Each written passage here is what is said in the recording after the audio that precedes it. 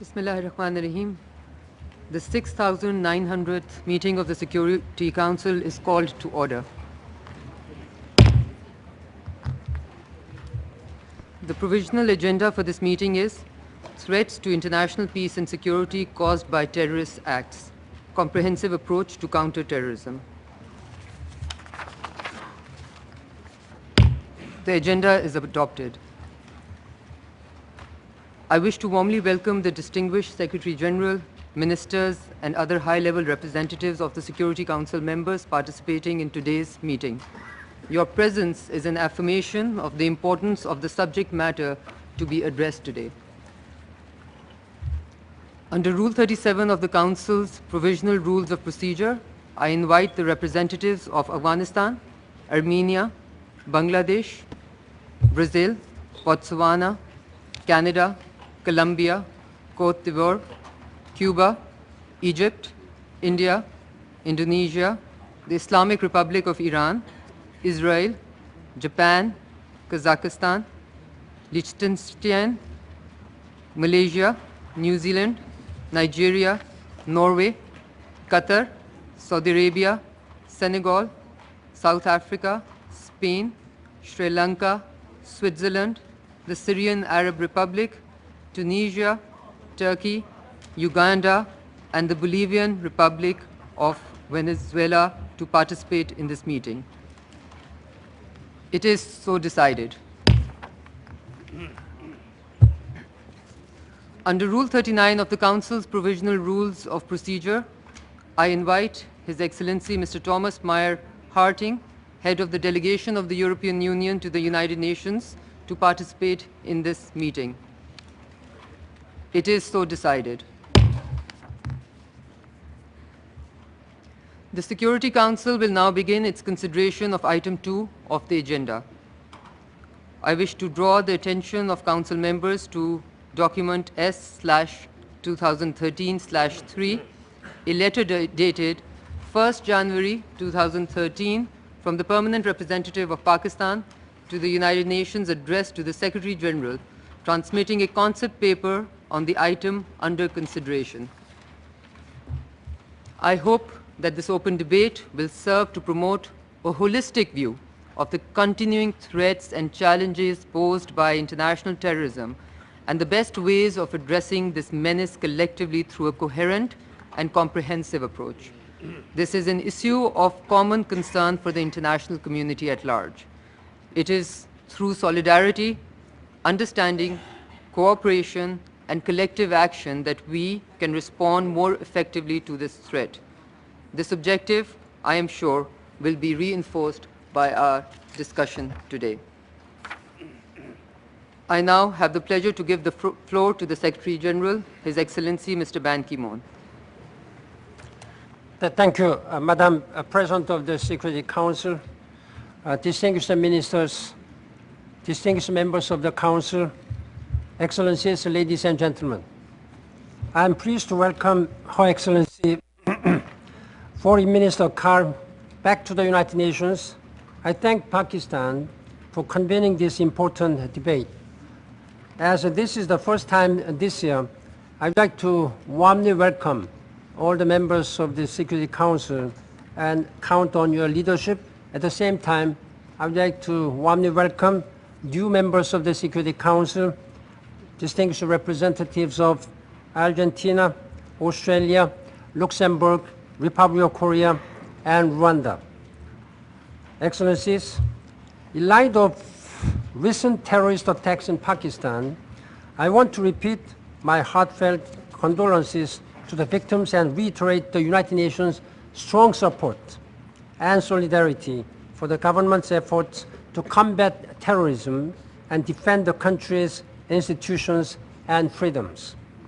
Meeting as the new year opens, we are challenged to look back on what we have accomplished in countering terrorism and ahead to how to overcome this deadly threat. The past year saw solid progress. In June, the General Assembly recommitted to the United Nations Global Counter-Terrorism Strategy. By a consensus resolution, the Assembly strengthened our resolve to support victims of terrorism everywhere. And it reaffirmed our commitment to a comprehensive approach to terrorism grounded in respect for human rights and the rule of law.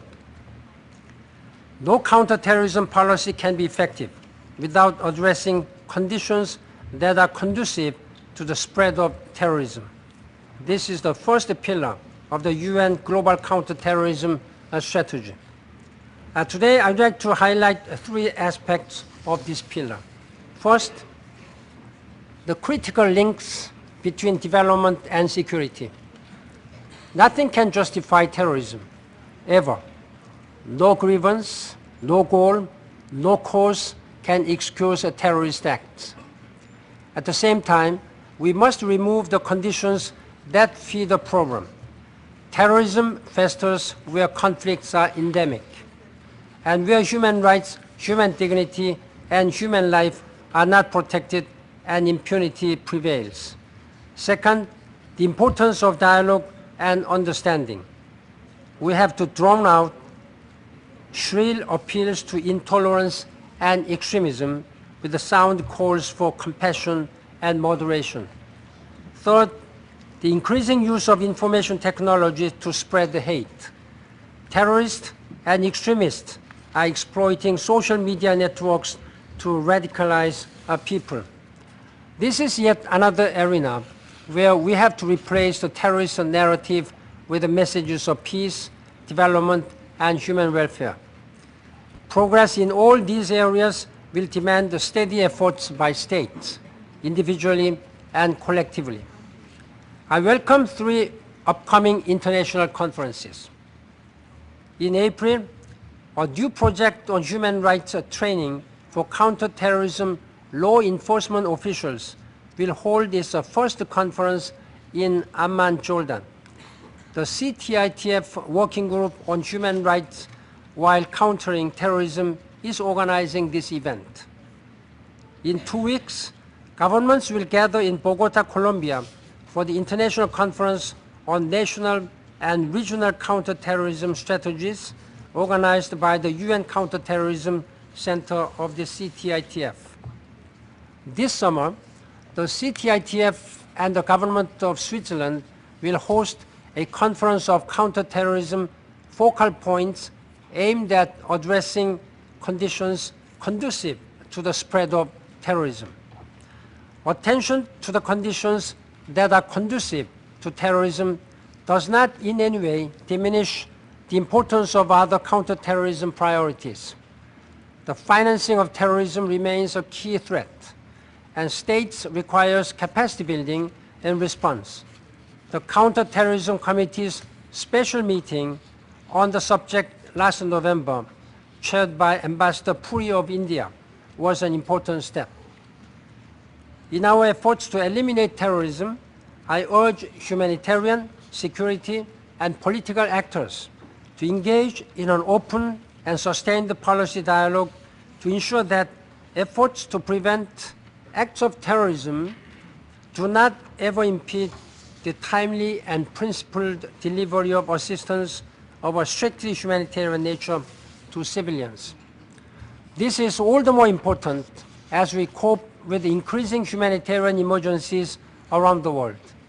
This year, we face challenges in Mali and the broader Sahel region, where terrorism feeds off of extreme destitution and undermines development through violence, intolerance, and human rights abuses. I welcome Security Council's resolve to tackle the challenges in that region head-on.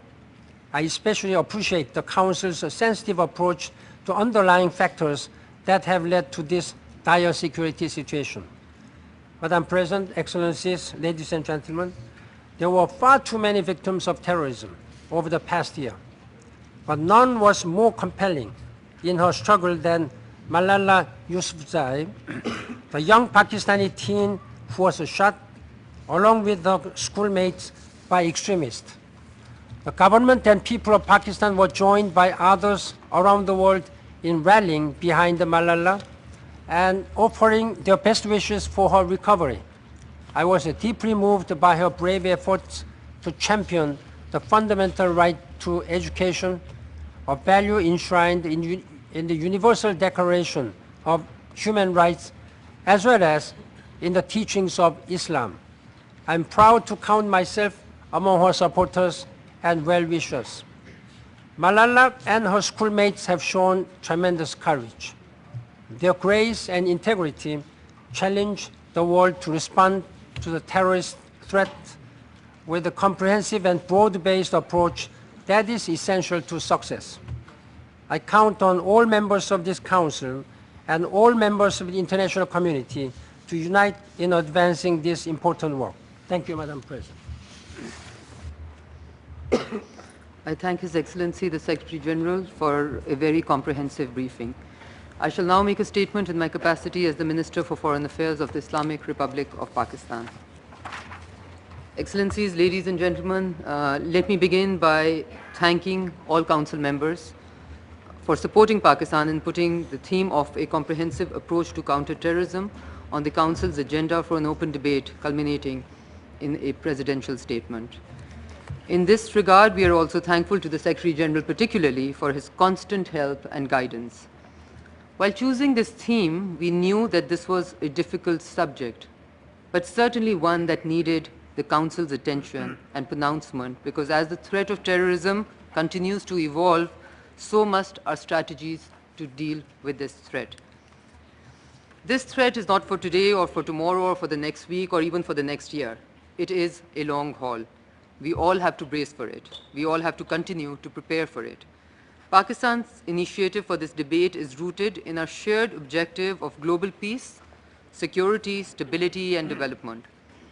As a threat to international peace and security, terrorism has a direct bearing on all of our countries and regions, as well as on all individuals and societies.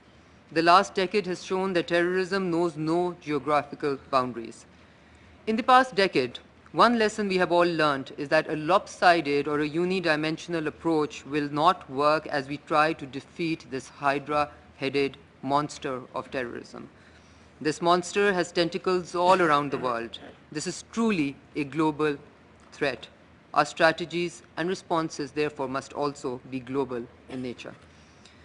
The United Nations Security Council and the UN as a whole have already done an impressive body of work by developing the legal and normative framework for countering terrorism and by creating mechanisms for implementation.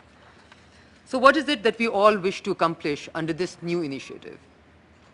After fighting terrorism for the past 10 years, we have the benefit of hindsight and an unprecedented opportunity to deal with both the symptoms and also the causes of terrorism. We are already a country that is deeply aware of the unintended consequences of political decisions that can fuel the scourge of terrorism. Short-sighted methods of dealing with terrorism can offer ideological fodder to the cause of terrorists and terrorism. What we are looking for, therefore, is a comprehensive and interlocking approach which is much more effective than our present effort and which is geared towards not only winning the battles, but also the war. Ladies and gentlemen, excellencies, we condemn terrorism in all its forms and manifestations, committed by whomever, wherever, and for whatever purpose.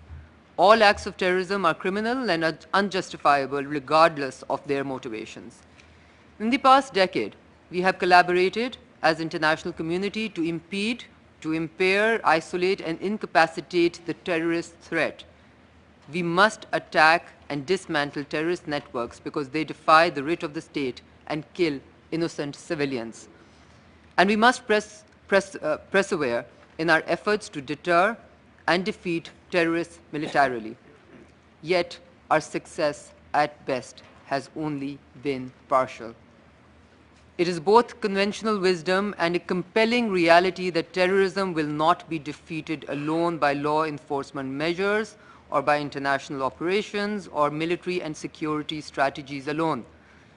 That is why we need a comprehensive approach. For sustainable solutions, we need to intensify our efforts to resolve long festering conflicts and crises that spawn extremism. Terrorists' misleading, distorted, and malicious narrative and their demented ideology that justifies killing of innocent people must be quashed by the international community, by the UN Security Council. It is our responsibility to counter terrorist propaganda. Our stories about human dignity and values should be louder than their criminal sagas. We must move in concert to decrease the ideological space in which terrorists operate freely. Development and security are interrelated. Development helps meet basic human needs, build community resilience, and prevent terrorism. Job creation for youth and their participation in socio-economic development creates an enabling environment for the success of counter-terrorism policies. Special emphasis needs to be laid on creating opportunities for people in regions scarred by terrorism to be gainfully employed, so that terrorists cannot lure them to their side anymore. Excellencies, ladies and gentlemen, we in Pakistan have seen that nothing works better as an effort by the international community in this regard than allowing preferential market access to products produced within the regions racked by terrorism. An even more important track, perhaps, is dialogue. All those who have chosen the path of terrorism but are willing to renounce violence should be brought back to national and societal mainstreams. Reconciliation must be promoted and fissures must be bridged. We also have to foster a culture of promotion of the rule of law, protection of human rights and fundamental freedoms, and the prevalence of good governance and tolerance. I would just like to add a few more points to emphasize why counterterrorism needs to be the focus of the Council. 1. Terrorism continues to mutate into newer and different forms every day. Terrorists use new information and communication technologies and the internet for recruitment and incitement as well as for planning and financing their activities. Counterterrorism efforts need to adapt to these challenges and develop quick response strategies for real-time response. 2. We should address the root causes of terrorism. Deprivation, marginalization, exclusion, and stereotyping often create conditions for a drift to terrorism. This drift must be stemmed. 3. Our collective and national measures to countering all forms of financing of terrorism, including through the proceeds of organized crime and illicit narcotics, should be made much more effective than it is today. 4. Terrorism and extremism cannot and should not be associated with any religion, race, region, value system, or any society. Attributing encouragement, incitement, or inspiration of terrorist acts to any religious tradition or doctrine is unacceptable. An honest dialogue between different religions and civilizations is therefore a continuing political imperative. Excellencies, ladies and gentlemen, in the fight against terrorism, regional and sub-regional efforts are extremely important. We need regional cooperation to impart education, to bolster criminal justice system, to enhance connectivity, to secure borders, and to tighten financial controls. Besides, regional cooperation is necessary to guarantee lasting peace and security. Pakistan and Afghanistan have taken steps towards a strategic partnership to jointly fight terrorism. This is a multi-pronged approach to counter-terrorism. We are supporting an Afghan-led and an Afghan-driven reconciliation process and efforts aimed at creating a peaceful and stable Afghanistan. We believe that peace and stability in Afghanistan will have a direct, salutary impact on Pakistan, inshallah. Excellencies, ladies and gentlemen, terrorism remains a serious threat to Pakistan. We have been one of the biggest victims of terrorism. We can therefore relate to and feel and share the pain and suffering caused by terrorism anywhere in the world. Pakistan's comprehensive approach to counter-terrorism is based on the 3 Ds, that of deterrence, that of development, and that of dialogue. The entire nation, the government, the parliament, the judiciary, and the civil society are determined to fight the scourge of terrorism and extremism.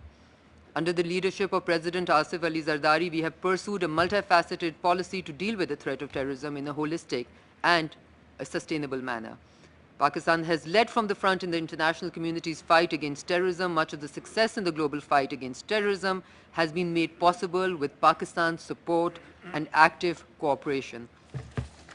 This success has come, however, with a heavy cost for Pakistan and for Pakistanis. But this has not deterred our resolve. Pakistan's community's resilience has been second to none.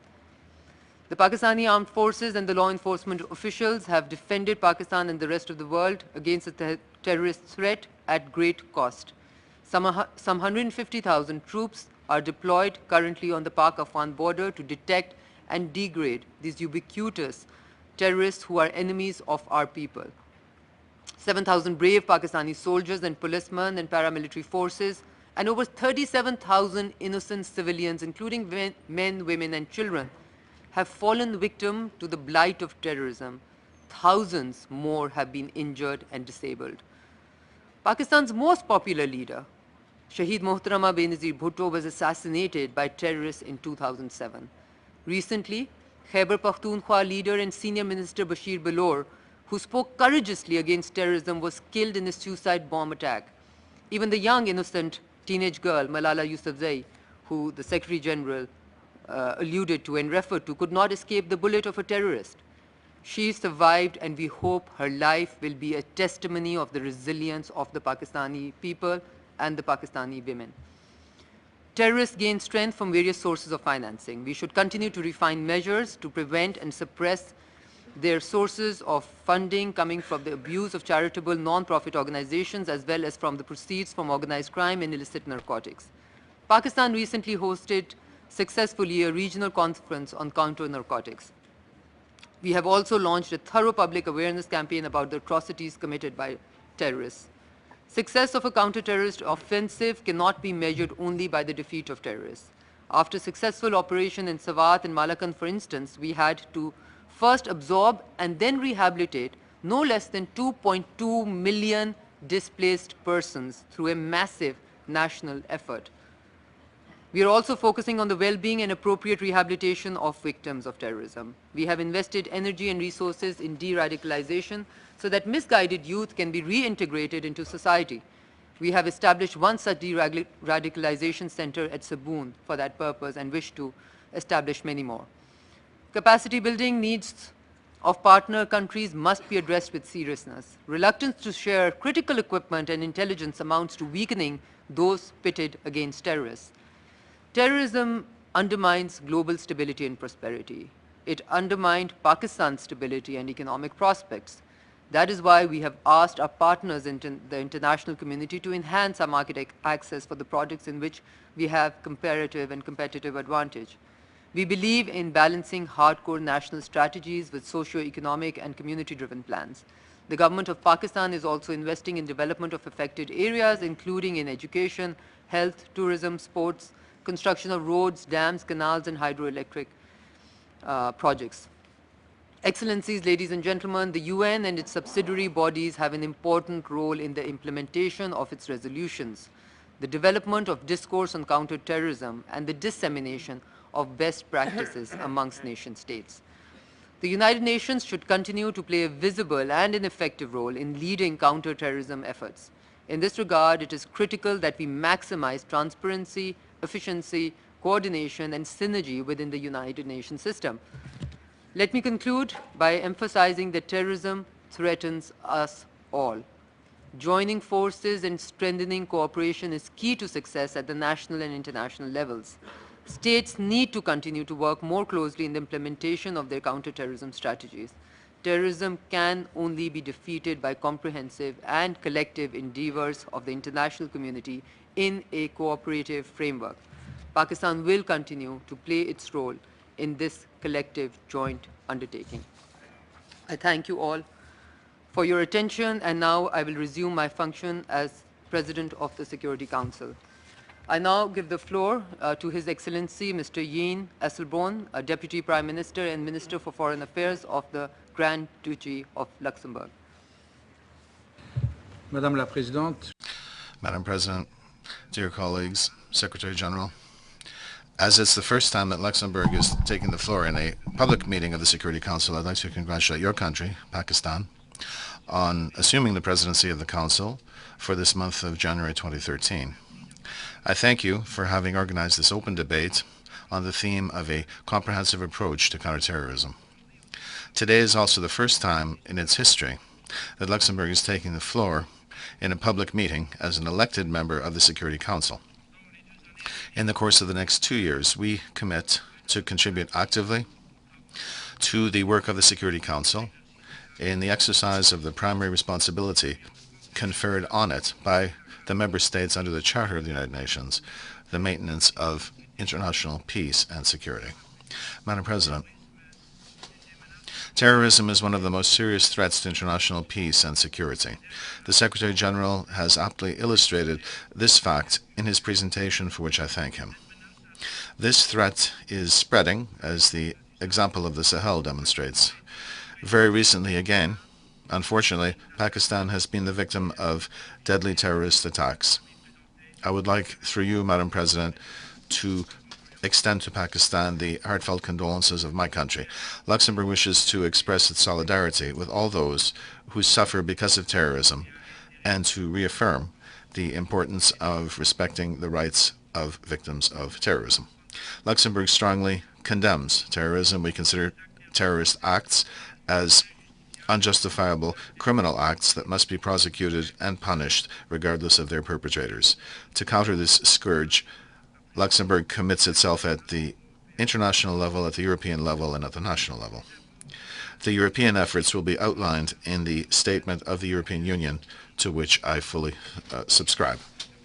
At the level of the UN, it is commendable that the United Nations Global Counter-Terrorism Strategy has expanded the framework of the fight against global terrorism to include not only repressive and security measures, but also measures to ensure respect for human rights and to address the conditions conducive to the spread of terrorism. This strategy provides a comprehensive approach allowing for more effective responses to the terrorist threat by combining security, rule of law, development goals, and the protection of human rights, as you said a while ago, Madam President. Indeed, in order to prevent terrorism, we must strengthen and make better use of the United Nations capacities in areas such as conflict prevention, rule of law, peacekeeping and peace building, as well as development. Security and development are truly complementary. The long-term goal of any counterterrorism strategy is to save lives and safeguard the well-being of the population. Conversely, development can help counter the appeal of terrorism, especially if it promotes youth employment, which is one of the priority areas of Luxembourg's development cooperation policy. I would like to emphasize here that the fight against terrorism must be guided by fundamental democratic values, respect for human rights, and good governance. All measures adopted in the prevention and the fight against terrorism must respect the principle of the rule of law, and they must be taken in accordance with international law, including humanitarian law, human rights law, and refugee law. Indeed, experience has shown that serious violations of human rights may create conditions conducive to the spread of terrorism. In the same vein, counterterrorism strategies must pay due attention to the promotion of tolerance, to dialogue, and to the respect for diversity. UNESCO has a major role to play in this regard, as has the Alliance of Civilizations, which Luxembourg has actively supported since its creation in 2005. Madam President, Luxembourg fully supports the work of the Security Council committees established pursuant to Resolutions 1267 and 1989, 1373, and 1540, which are at the heart of the United Nations response to terrorism. Sanctions are an important tool in the international fight against terrorism. We recall the importance of prompt and effective implementation of applicable sanctions measures. At the same time, the protection of human rights and respect for the rule of law are crucial elements if we want to achieve the ultimate goal of preventing and countering terrorism. We welcome the measures adopted by the Security Council in recent years to ensure the application of clear, fair, and transparent procedures in the context of the Al-Qaeda Sanctions Committee. We extend our full support to the Office of the Ombudsperson, which was established in December 2009 and whose mandate has just recently been renewed for a period of 30 months until June 2015. We underline the importance of continuing to work towards improving the procedures within the Council. Madam President, I would not want to conclude without saying a word about countering the financing of terrorism. As an international financial center, Luxembourg is conscious of its special responsibilities in this regard. My country has adopted a modern and coherent arsenal of legislative and regulatory measures in the fight against money laundering and the financing of terrorism. These measures are in line with the recommendations of the Financial Action Task Force. Furthermore, Luxembourg is contributing to strengthening the capacity of developing countries to counter the financing of terrorism. We have thus assisted Senegal by funding a training project which had been developed by CENTIF, the national unit in charge of processing financial information in cooperation with the Counter-Terrorism Committee Executive Directorate. Madam President, the presidential statement which has been prepared for this open debate has the merit of including all the ingredients of a comprehensive approach to counterterrorism I have just mentioned. For this reason, Luxembourg fully supports it. If together we succeed in translating these words into actions, I have no doubt that we will accomplish decisive progress in the fight against terrorism. Thank you very much for your attention. Thank you. I thank His Excellency Mr. Asselborn for his statement and for his support. I now have the pleasure to give the floor to the Right Honourable Baroness Saida Warsi, Senior Minister of State at the Foreign and Commonwealth Office of the United Kingdom of Great Britain and Northern Ireland. Thank you, Madam President. Can I start by congratulating you and the Government of Pakistan on assuming the presidency of the Security Council for the month of January. And I'm grateful to you for convening this important debate on taking a comprehensive approach to countering terrorism. Let me also thank the Secretary-General for his introductory remarks and briefing this morning. Madam President, Pakistan is on the front line of terrorism and is making enormous sacrifices. 30,000 Pakistani civilians have died in terrorist attacks since 9/11. In Britain, we understand the terrible losses terrorism has inflicted upon the Pakistani people. We feel them deeply too. The people of Pakistan will always have our sympathy, our understanding, and our steadfast support in addressing these problems and in confronting terrorism. As Prime Minister David Cameron has said, Pakistan's enemy is our enemy. Terrorism remains one of the most pressing and most challenging of the threats facing our world today. A united international response is the only way for the scourge of terrorism to be defeated, a comprehensive approach to terrorism. The world has changed since the 9/11 attacks and other terrorist atrocities such as the Bali bombing and the 7/7 attacks in London. Globalization has made it increasingly interconnected, its boundaries less clearly defined. These changes have brought many benefits, but they have also brought significant challenges that require a collective global response if we are to overcome them. That applies without doubt to the terrorist threat we face today. It is more diverse, more fragmented, but equally more determined than ever to challenge the shared values on which the United Nations was founded. The United Kingdom therefore welcomes the call for a more comprehensive approach to countering terrorism, comprehensive in terms of the number of countries working together to ensure its defeat, and comprehensive in terms of the range of tools we deploy in our struggle against it. When faced with a terrorist threat, a military response is sometimes unavoidable, but we must also recognise the link between instability and terrorism, and the need to address the grievances and poverty that terrorists seek to exploit, to radicalise and to recruit. In Yemen, for example, we need to expand access to justice, jobs and basic services to address these grievances. And in Somalia, the work of our Department for International Development to support police training, to pilot community safety committees, and to secure access to healthcare and humanitarian assistance is playing a crucial role in countering terrorist threats. The United Kingdom is keen to continue its support for the new government of Somalia in its efforts to secure lasting peace and security in East Africa, building upon the success of the London Somalia Conference last year. So our broader counter-terrorism effort must continue to include work to bring countries out of poverty and to build stability.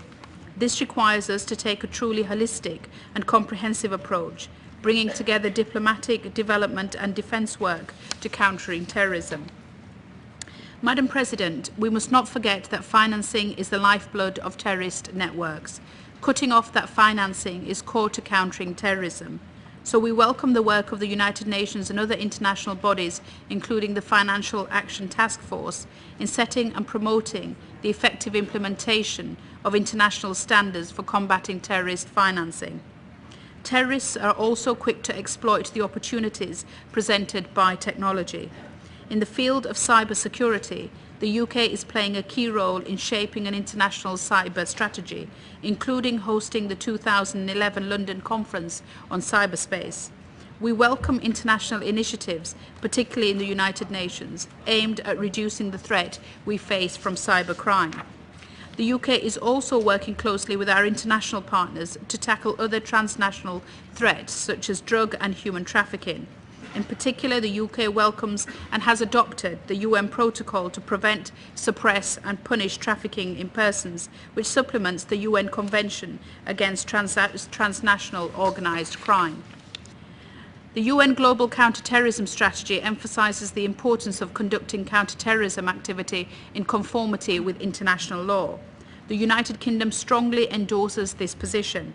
Compliance with international human rights obligations is vital to the sustainability of all our counter-terrorism work. We need to ensure that our collective capacity to arrest, prosecute and detain terrorists is in accordance with the human rights standards that UN members have signed up to. The United Kingdom is active also across the globe in providing security and justice assistance to international partners. In doing so, we consider it to be of critical importance that this work is consistent with our values. The United Kingdom has therefore developed specific guidance, the Overseas Security and Justice Assistance Guidance, to ensure that all of our overseas counter-terrorism activity is in line with our fundamental human rights standards. All proposals for security and justice assistance overseas are now subject to this guidance.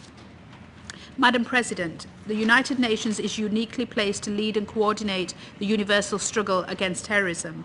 UN resolutions provide the framework for international activity to counter terrorism, and UN bodies here in New York and around the world are working hard in different ways to help mitigate the terrorist threat that we all face. The United Kingdom welcomes the efforts of all these entities in helping to create the legal framework for countering terrorism by addressing the conditions that can give rise to violent extremism and through practical measures to help prevent terrorist attacks. But with so many international bodies involved in this effort, 31 separate entities in all, there is a risk that activity is not as coordinated as it could be. We therefore continue to support the Secretary-General's call for a UN counter-terrorism coordinator, which we believe could increase the impact of the UN counter-terrorism effort and help promote a truly comprehensive approach. We would need the right mandate and we would need to think carefully about how best to use the available resources, but we remain convinced that more effective coordination within and between international organisations is crucial to our success in tackling the global terrorist threat. It is also important that the UN continues to strive to work as effectively and in as coordinated manner as possible with other multinational organisations working on counter-terrorism. We welcome the regular EU-UN counter-terrorism dialogue and look forward to increased operational cooperation as a result. Similarly, we welcome the important contribution the UN makes to the work of the Global Counter-Terrorism Forum. Madam President, I would like to thank you once again for using the occasion of your presidency of the Security Council to shine the spotlight on this important issue. The United Kingdom remains determined to work with Security Council colleagues, the wider UN membership and the key UN counter-terrorism bodies to advance our collective, comprehensive counter-terrorism efforts. Let me thank Her Excellency Baroness Swarsi for her comprehensive statement and for her support. And now I have the pleasure to give the floor to His Excellency Mr. Sui Tian Kai, Vice Foreign Minister of the People's Republic of China. Thank you, Madam President. Madam President, China expresses its appreciation to Pakistan for proposing this open debate on counterterrorism. Thank you for traveling to New York to preside over this debate. I also thank Secretary-General Ban Ki-moon for his briefing. Pakistan is at the forefront of the international cause against terrorism. The tremendous efforts and enormous sacrifices it has made in this regard are recognized by the whole world.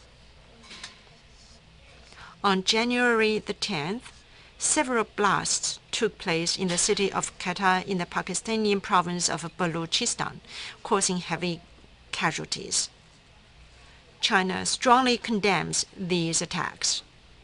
We wish to express our deep condolences and sincere sympathy to the victims, the wounded, and their families. China rejects terrorism in all its forms and will continue to support the government and the people of Pakistan in their efforts to safeguard national stability and to combat terrorism. The calling of this meeting is a full testament to Pakistan's responsible approach towards the issue of counter-terrorism. China fully appreciates this effort. I'm confident that our meeting today will help strengthen international consensus and contribute to international cooperation in counter-terrorism. In the wake of the September 11th incident, the Security Council swiftly adopted Resolution 1373, which led to the establishment of the Counter-Terrorism Committee. This reflects the international community's firm resolve to combat terrorism. In the ensuing years, some progress has been made, and the threat of terrorism on the whole is abating. On the other hand, the situation today remains quite serious. Terrorist activities are rampant in certain parts of the world, and the turbulence in certain other regions provides space for terrorist infiltration.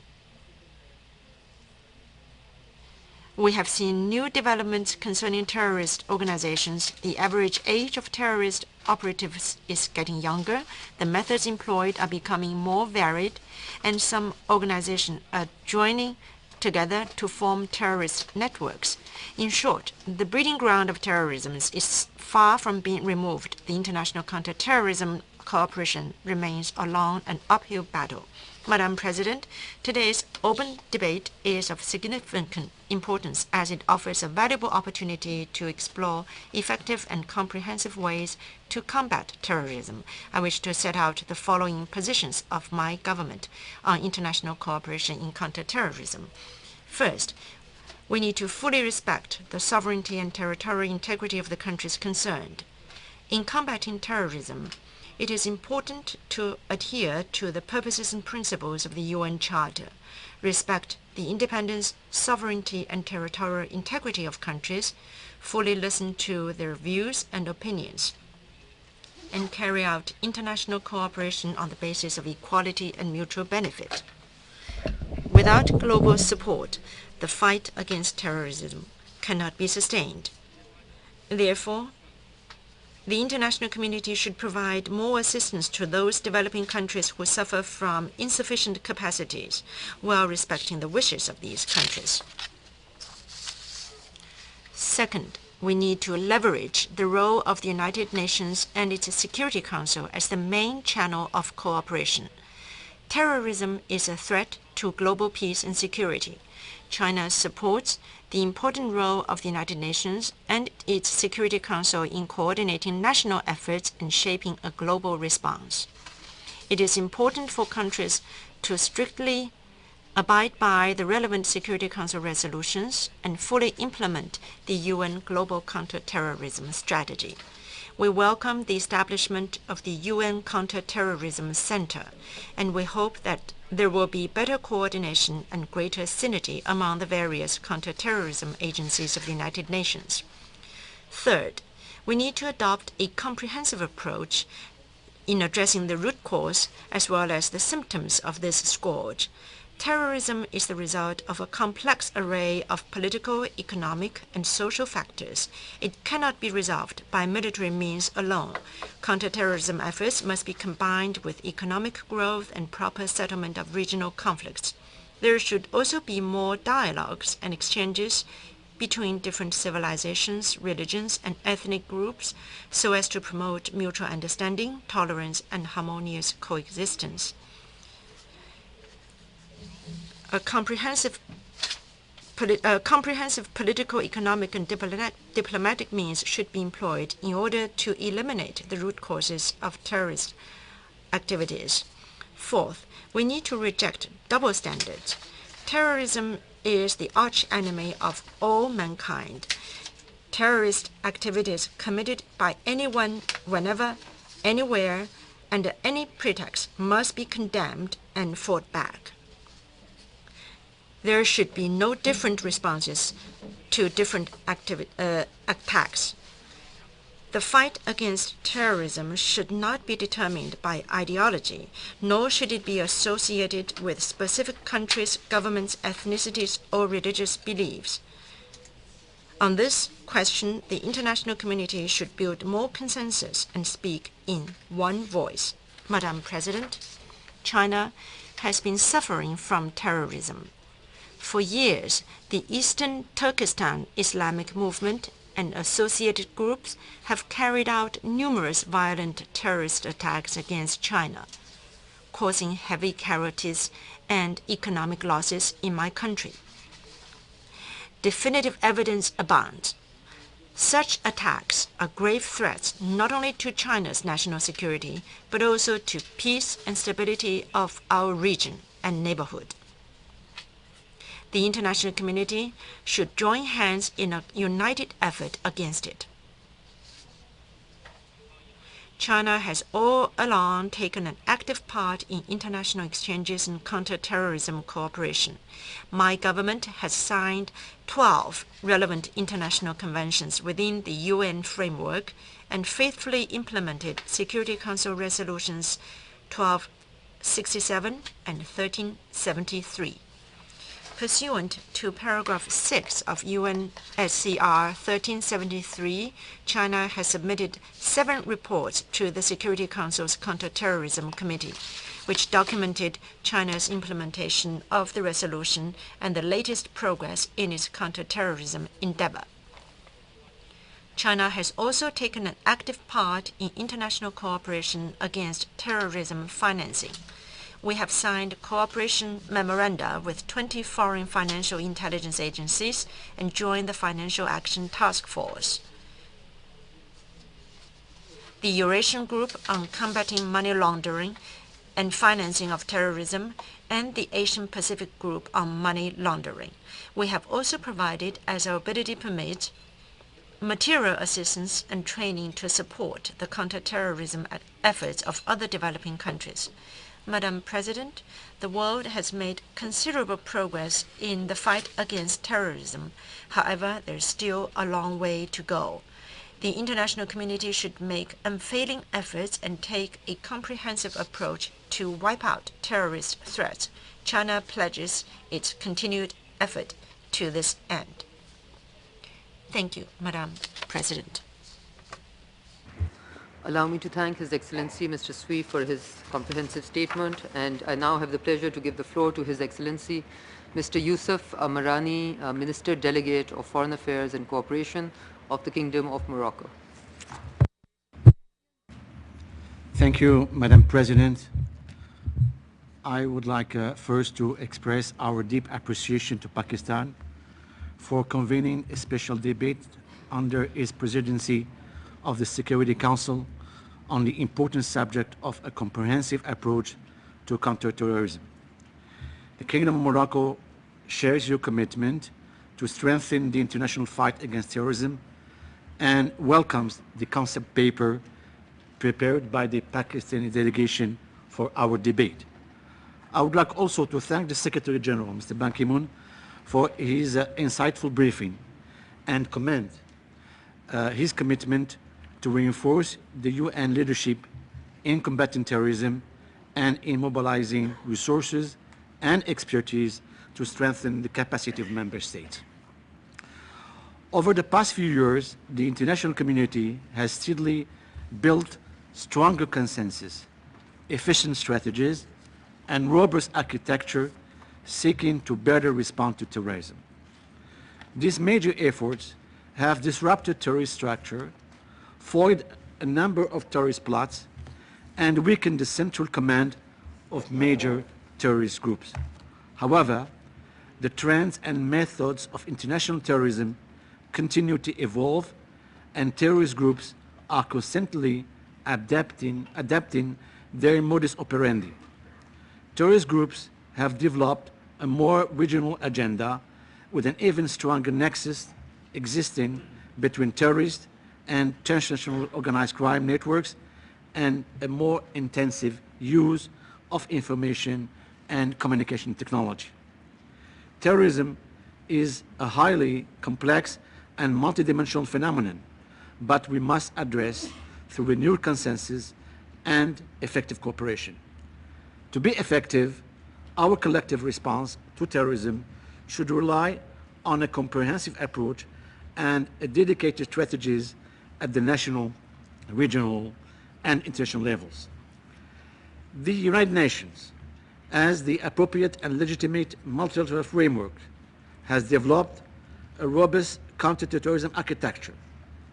Over the past decade, the Security Council has shown remarkable determination in countering terrorism through a significant number of resolutions and continues to strengthen the work of its counter-terrorism committees.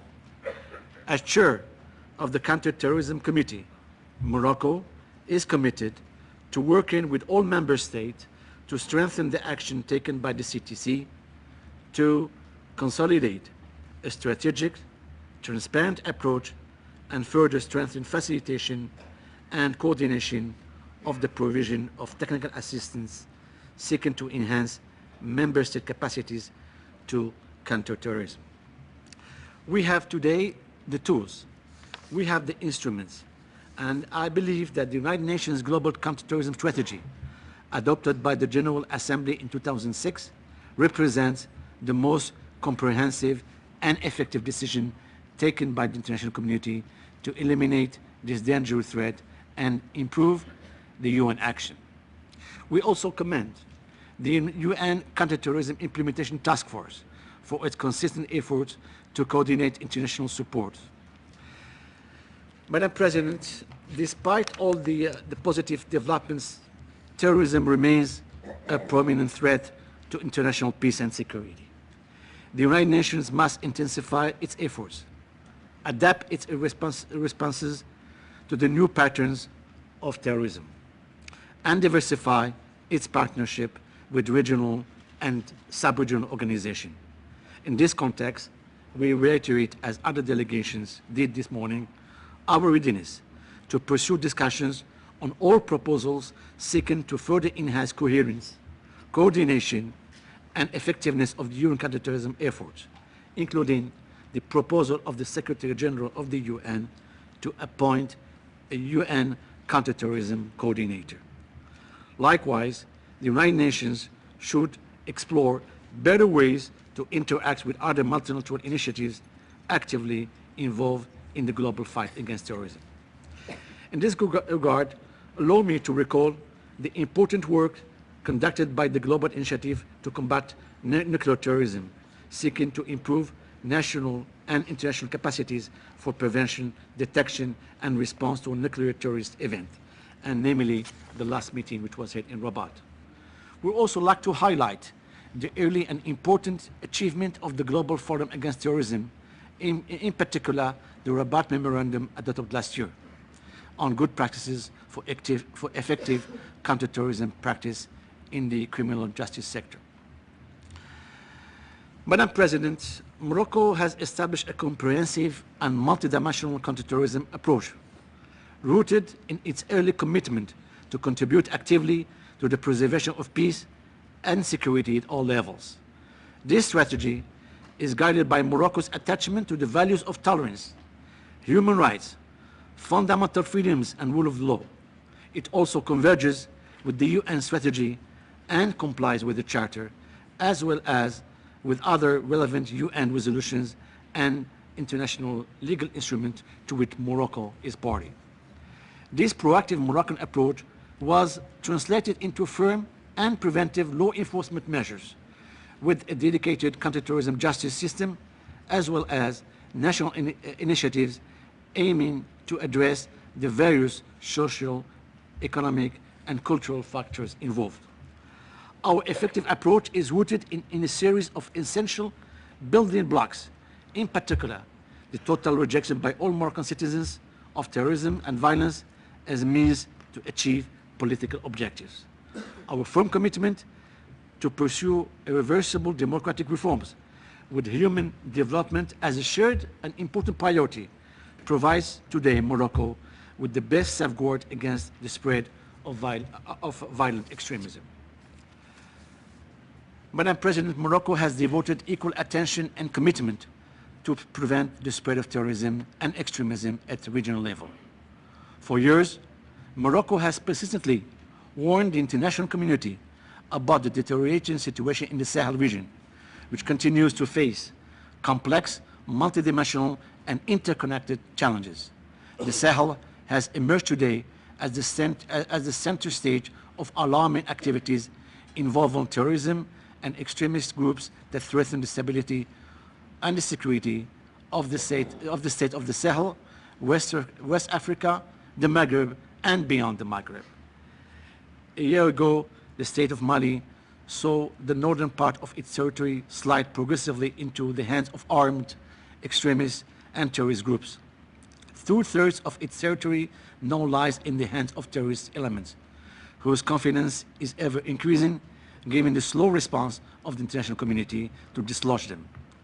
This state of mind has been reflected by their actions last week when they broke the ongoing de facto 6-month ceasefire, therefore defying decisions of the Security Council.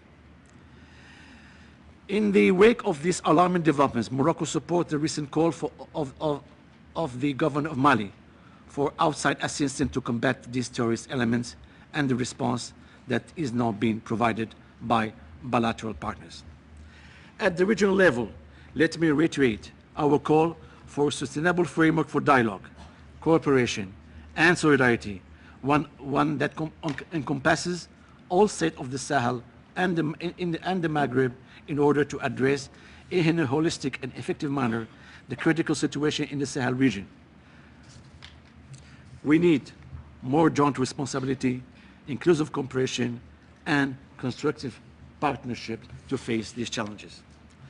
In conclusion, Madam President, terrorism emanates from a complex set of interrelated political, economic, and social factors. In combating it, we should not lose sight of the need to address the underlying causes by promoting political reforms and human development, eliminating social injustice, and resolving regional conflicts. To provide sustainable solution, terrorism must be addressed in a holistic manner that does not rely solely on military and law enforcement measures, but also insist on the human dimension of the cooperation. We thereby firmly believe that the UN should remain the central framework to effectively take forward our fight against terrorism. We are equally convinced that national counterterrorism strategies should include systematic and efficient regional and sub-regional cooperation. In keeping with its values and principles, Morocco intends to remain an active and fully committed partner of the United Nations and the entire international community in the global fight against the scourge of terrorism. Our commitment is not better expressed than by the word of His Majesty the King Mohammed VI, and I quote, "As regards the fight against terrorism, Morocco will continue to implement a comprehensive multidimensional strategy in which security, democratic reform, and development efforts support and complement one another. Under that strategy, cultural creativity and enlightened thinking will also be encouraged, together with a firm commitment to the rule of law and to equality before the law and the nation's legal system." Thank you, Mrs. Chairman. I thank His Excellency Mr. Amrani for his statement. I have now the pleasure to invite His Excellency Mr. Alexander Zemivsky, Special Representative of the President of the Russian Federation for International Cooperation in the Fight Against Terrorism and Transnational Organized Crime. Thank you, Madam President, Minister. First of all, let me express the appreciation to the Pakistani Presidency for the initiative to hold this Council meeting on the strengthening of a comprehensive approach to counterterrorism. The Russian Federation supports this approach. We conduct it nationally, and we advance it in international counterterrorist cooperation with the central coordinating role of the UN and its Security Council. We see today's meeting as a contribution to the practical embodiment of this general course, the logical continuation of the special meetings of the Council on counterterrorism held last year. Unfortunately, the terrorist threat is not declining. A few days ago, a number of savage terrorist acts in Pakistan caused many human casualties. We express our condolences to the bereaved relatives and loved ones, our solidarity with them, and wishes for a speedy recovery of the victims. Madam President, terrorism is quickly adapting to new realities. It's acquiring a new dimension and gravity. Reports on terrorist acts are more frequently coming from regions which previously had not had these acts. We're dealing with an exceptionally dangerous and hard to predict global challenge to the mores of today's world order and civilization, one that threatens international peace and security. New serious problems in the context of counterterrorist security are accumulating under the influence of conflictual processes in North Africa and in the Middle East, in the African Horn of Africa. This has resulted in the stepping up of terrorist groups, their mobile displacement across borders, their fast arming, most of all with arsenals of Libyan weaponry, of developing new sources of financing. Terrorism is more substantially meshing with organized crime, including in West Africa and the Sahel. It's no coincidence that criminal challenges in this region at the start of last year was the subject of an open meeting of the Council. The activity of al-Qaeda and the Taliban in the Afghan-Pakistani region continues to generate terrorist threats of transnational scope, along with illegal production and the trade of narcotics. Terrorism is an untraditional adversary. Terrorist organizations, unlike states, are not linked to international obligations. They bear no responsibility to society. They operate in a different system of coordinates and moral practices. With the assistance of contemporary information technologies, of the Internet, terrorists have deployed active ideological work. They're recruiting, they're organizing training of rebels. A very dangerous trend is the determined spread of the ideology of terrorism and violent extremism, which is happening often with the anonymous feed in social networks under the slogans of reform, democracy, and calls for organization of street protests. We must be concerned by media broadcasts depicting crowds of dissatisfied, protest-minded people under al-Qaeda flags and with portraits of Osama bin Laden. We see attempts to infiltrate by the supporters of al-Qaeda and other terrorist organizations into governments and civic organizations.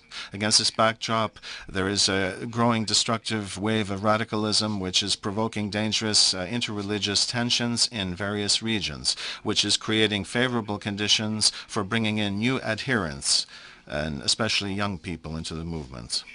One very alarming trend is the weaving of terrorism into the fiber of today's regional and other armed conflicts, as, for example, we are seeing in Mali. Under the flag of separatism, terrorists directly threaten the territorial integrity of states, thus undermining the foundations of international peace and security. It is encouraging that in neutralizing the terrorist threats in this country, the international community, as in particular we saw in yesterday's meeting of the Council, is using common approaches. At the same time, we cannot but be concerned with the lack of consolidated position in the Council regarding a condemnation of terrorist acts and threats in the context of Syrian events, particularly against the backdrop of the strengthening influence among the opposition of terrorist organizations linked to al-Qaeda. Madam President, the transnational nature of today's terrorist threats require a pooling of efforts of the entire international community in the interests of the organization of effective cooperation to this dangerous challenge. Quite a bit has been done here. We've established a global collective response system for terrorist challenges. It includes a solid treaty base, and we must expand its level of participation. On this basis, we've established an extensive model of institutional cooperation with the central coordinating role of the UN. Counterterrorism is dynamically developing at the regional, sub-regional, and bilateral levels. The scope and results of the work done have allowed us to qualitatively improve the operational cooperation of law enforcement agencies in the international, regional, and bilateral formats, and as a result to do significant harm to the potential of terrorist organizations, to establish barriers to the spread of their work, depriving them of important canals of financial and logistical support. Nevertheless, the challenge of a timely and appropriate reaction to changing threats of terrorism remains a priority issue for the UN and the Security Council. We support a strengthening of this cooperation with the UN General Assembly without prejudice to the independent active role of the Council in this area. We attach vital importance to the work of the CTC, of the Committee 1267-1989 on Al-Qaeda, and the 1988 Committee on Taliban.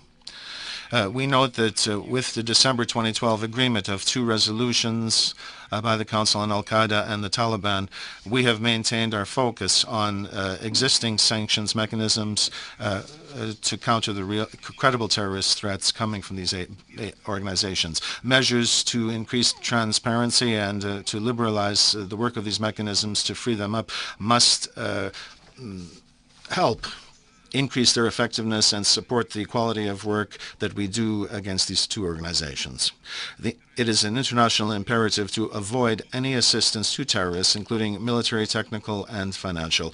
States which ignored this obligation will see this backfire against them at the cost of the lives of their citizens for pandering to terrorism. Among urgent challenges is ensuring a full implementation of the Russian initiative, namely Council Resolution 2017, which calls for a complex of measures to counter the uncontrolled spread of Libyan weaponry, including manpads. Especially. Today, this sphere has become a very dangerous source of support of terrorist and criminal organizations, not only in the Sahara-Sahel, but far beyond its boundaries. Still of relevance is 1624's objective to counter the ideology of terrorism, to establish in the global community an atmosphere for its total repudiation.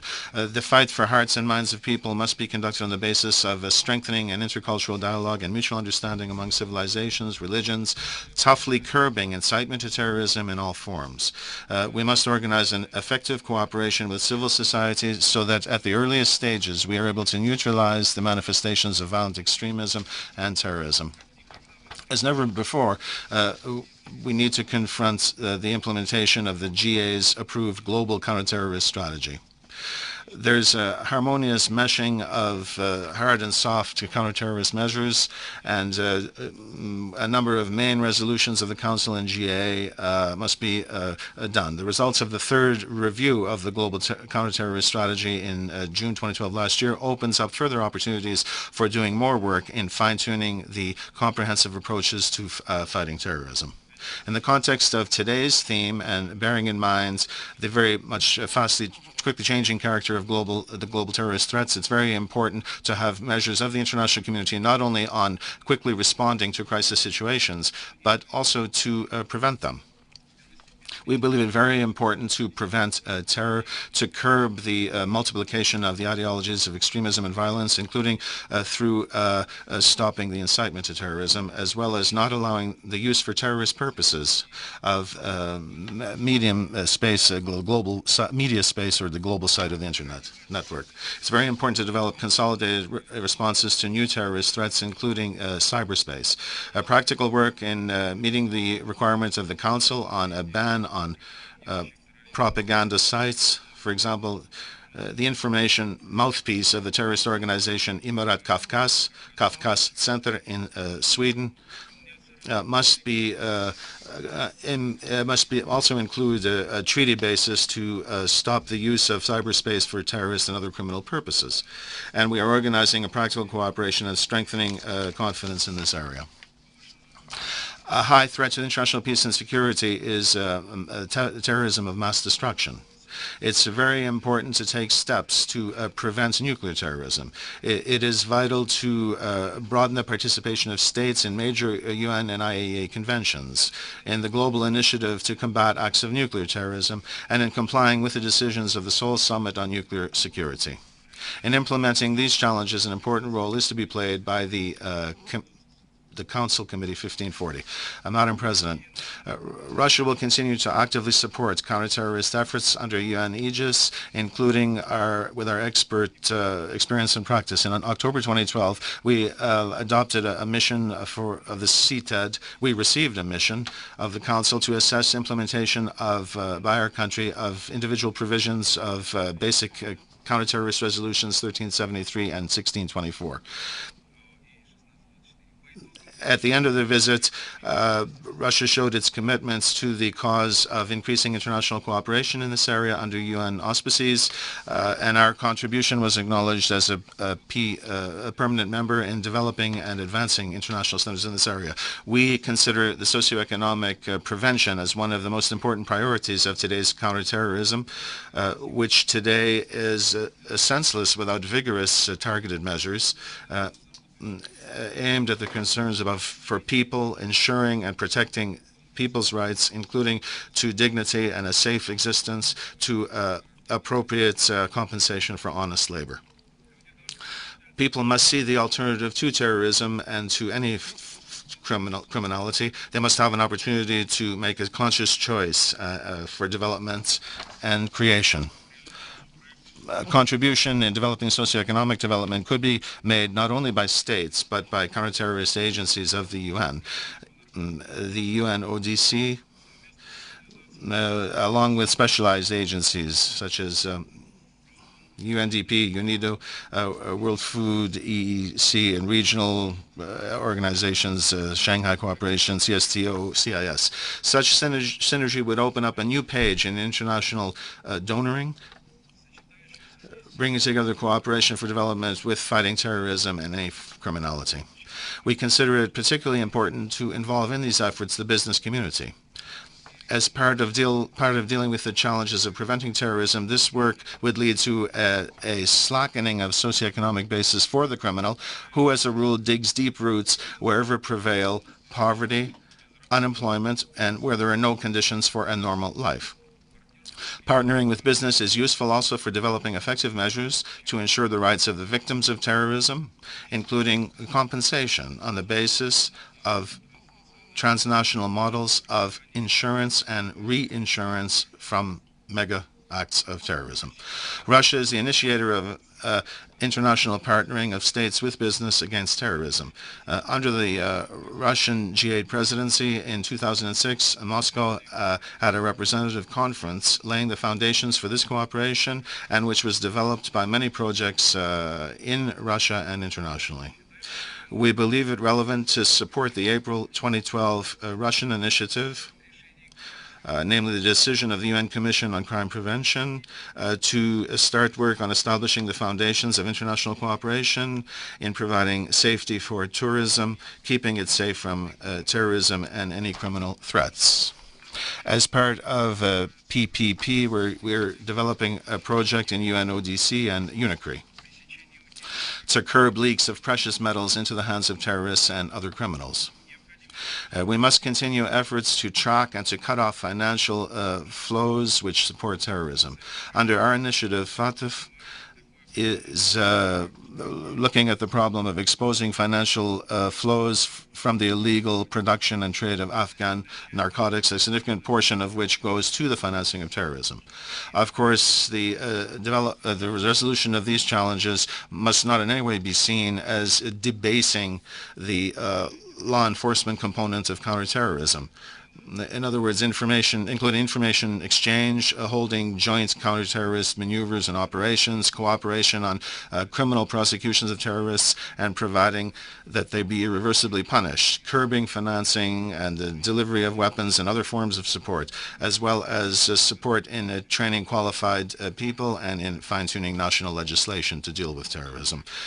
Madam President, these challenges can be resolved only on the basis of a firm commitment to the principles laid forth in the UN Charter, the decisions of the Security Council and the General Assembly. Here, most of all, we're talking about respecting the sovereignty of states, not interfering in their internal affairs, in observing human rights and fundamental freedoms, in condemning terrorism in all its forms and manifestations, wherever terrorist acts would be committed, on refraining from all forms of support to this criminal activity. It's categorically unacceptable to depart in any way from the vital and consolidated course of the international community for an unconditional condemnation of terrorism and actively combating it. Political disregard in this area will objectively lead to an increase in the terrorist risk. Fighting international terrorism remains the priority of Russian foreign policy. We support the presidential statement at the end of today's meeting, which will focus on the importance of strengthening under UN auspices a comprehensive approach to international counterterrorist cooperation. We're focused on continuing the dialogue and constructively cooperating in this area with all UN member states on the basis of increasing confidence and steady compliance with international law. Thank you very much. I thank His Excellency Special Representative Zemitsky for his statement, and now have the pleasure to give the floor to Her Excellency Ms. Susan Rice, member of President Obama's Cabinet and Permanent Representative of the United States. Thank you, Madam President, and thank you for convening this very important meeting. Thank you, Mr. Secretary General, as well for your briefing and your participation today. I would like to express again our deepest condolences for the horrific attacks in Pakistan last week that killed more than 100 people. The United States stands with the Pakistani people in strongly condemning these senseless and inhumane acts, which unfortunately remind us that the scourge of terrorism remains with us all. And so we very much appreciate Pakistan drawing the Council's attention back to this critical issue. Reflecting on the past decade, the Security Council's sustained commitment to counterterrorism has been significant.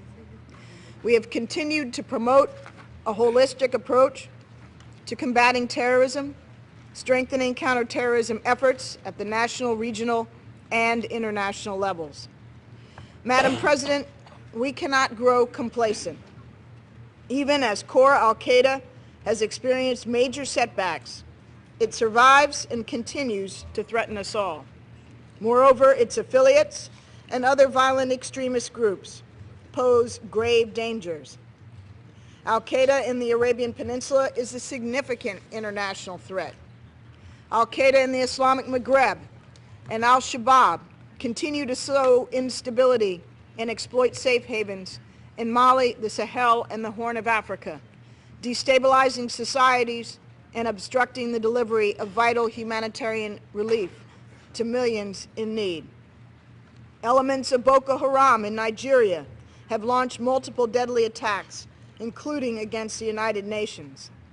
And transnational terrorist groups remain active in North Africa, Iraq, Afghanistan, Pakistan, Syria, and elsewhere.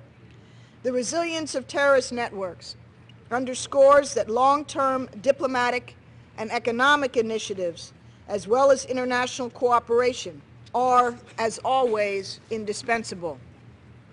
While we have made progress together, terrorist groups continue to adapt, evolving into criminal entrepreneurs, engaging in trafficking and other illicit activities to finance their operations.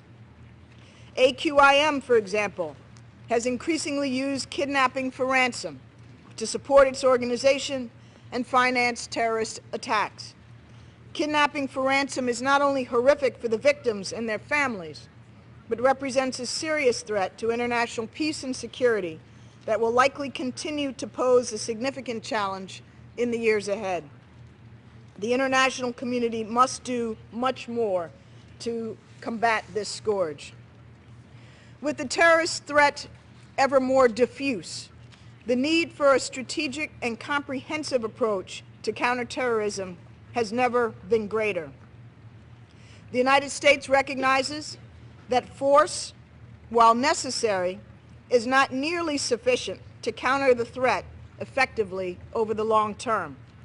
We must also prioritize building state capacity, strengthening good governance and civilian institutions, promoting economic development and job creation, countering extremism, and reducing the appeal of violence and the pipeline of terrorist recruits so that member states and their citizens are better equipped to tackle threats within their borders and regions. At the same time, the United States has intensified our capacity-building assistance to help countries secure their borders, thwart attacks, prosecute terrorists and those who abet them, and neutralize extremism and its root causes. We have trained more than 9,800 law enforcement officials from over 50 countries in the last year alone. U.S. legal advisors are working with host country governments worldwide to build justice sector capacity to deal with terrorism. Our Trans-Sahara Counterterrorism Partnership has provided several countries in the Sahel and the Maghreb with training and support to tighten border security, promote economic assistance, disrupt terrorist networks, and prevent attacks. By uniting civilian, criminal justice, and military experts, this program pursues a comprehensive approach to counterterrorism. In addition, we established the Center for Strategic Counterterrorism Communications to confront and rebut al-Qaeda and extremist propaganda online. Madam President, the United States values its partnership with the United Nations on counterterrorism, and our cooperation has produced results. For example, since effective prison management and good correctional practices can reduce the risk of radicalization, the United States has worked with the United Nations Interregional Crime and Justice Research Institute to develop the Rome Good Practices on the rehabilitation and reintegration of violent extremist offenders.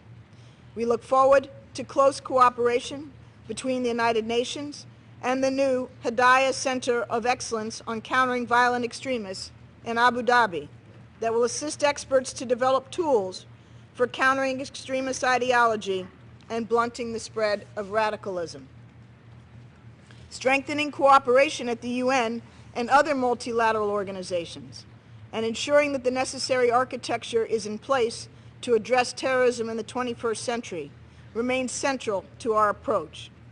The United Nations has worked actively to build consensus around a global counterterrorism strategy and deliver technical assistance to strengthen capacities worldwide.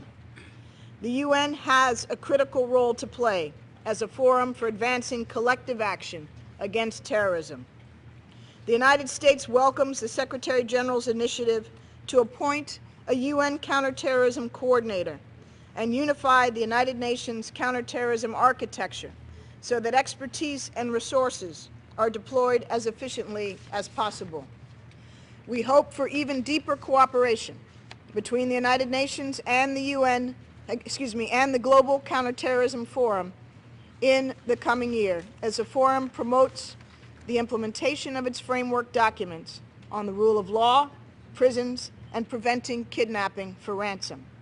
And we look forward to working in the Security Council and with member states to further strengthen implementation of the al-Qaeda sanctions regime. A key lesson of the past decade is the significant value that civil society can add to counterterrorism efforts.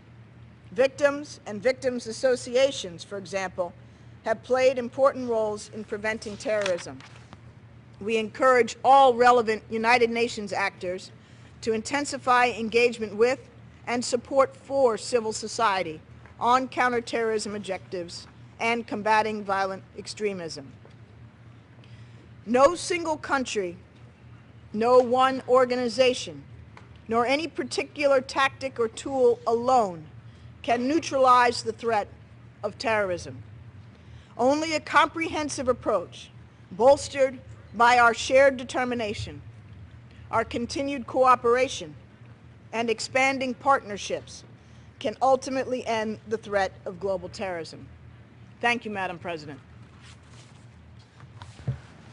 Let me thank Ambassador Rice for her statement, and now I have the pleasure to give the floor to Her Excellency, Ms. Maria del Carmen Squef, Undersecretary for Foreign Affairs of the Republic of Argentina.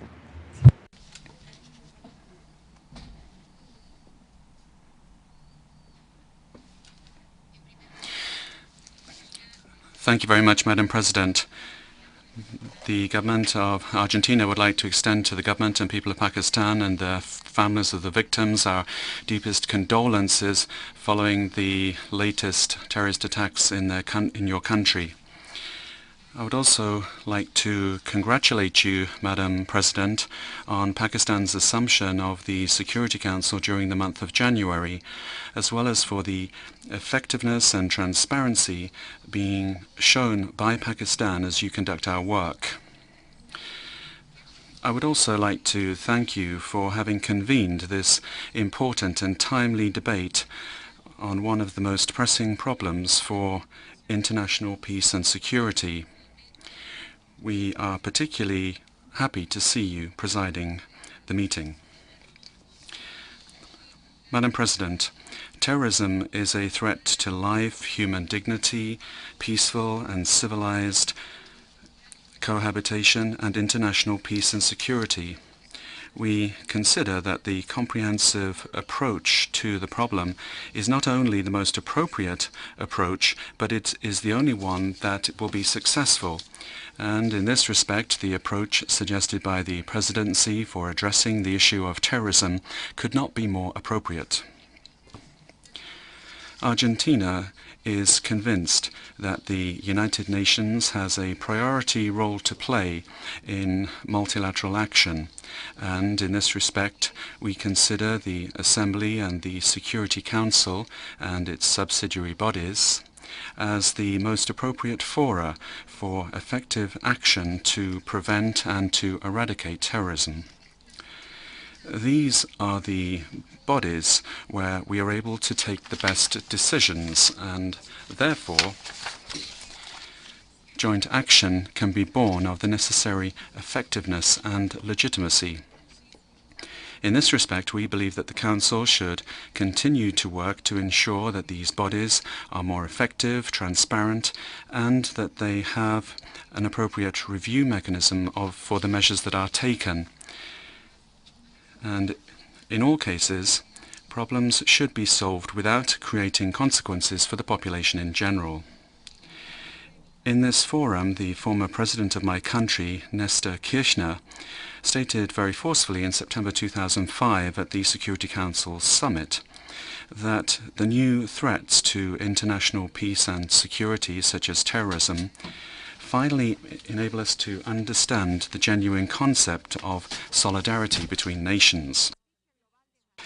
As part of the United Nations Global Counter-Terrorism Strategy, we must strengthen our work in those areas where there is the greatest deficit, principally with regard to the conditions that lead to the spread of terrorism and its financing,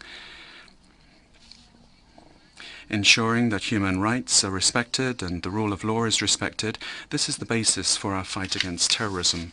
Madam President, neither religious or ethnic differences or economic circumstances can justify terrorist acts, but tolerance and the existence of the rule of law with full social inclusion and dignified work do provide an environment which is a counterweight to terrorism, and in order to fight this, and are important for fighting this scourge as recognized in the statement that the Council will adopt. Madam President, the tragic experience of Argentina of suffering from state terrorism, which led to massive and systematic violations of human rights, has led us to strengthen state policies in various areas of human rights. in particular with regard to memory, truth, justice and redress. In this framework, we have galvanized support on the international stage for the progressive development of truth, and we promoted the recent creation of a special rapporteur in the Human Rights Council, and we have also actively supported the Convention on Forced Disappearance of Persons. Moreover, my country has suffered directly from international terrorism, having been a victim from serious bomb attacks carried out in the city of Buenos Aires in 1992 against the Embassy of Israel, and then in 1994 against the headquarters of the Argentine-Israel Mutual Association, AMIA, which is one of the most important social organizations in Argentina. These acts led to the deaths of over 100 people. Their memory is honored by the Argentinian people, and a number of victims survived, as well as their families. And together with the government, we must walk together the path towards truth, justice and redress. This same experience has reaffirmed us in our conviction that terrorism must be fought in the framework of the rule of law and respect for fundamental freedoms. It should be carried out in full respect of the law, including the provision of due process and respect for human rights. Madam President, terrorism, as one of the so-called new threats, is an illicit act made worse by its capacity to undermine public institutions and domestic security, and actions to counteract it must correspond to the genuine risk that each country faces, identifying threats and risks in order to place greater emphasis on prevention. In Argentina, we have placed this responsibility in the Minister of Security for the nation, which coordinates the various policies and agencies that are competent in this area.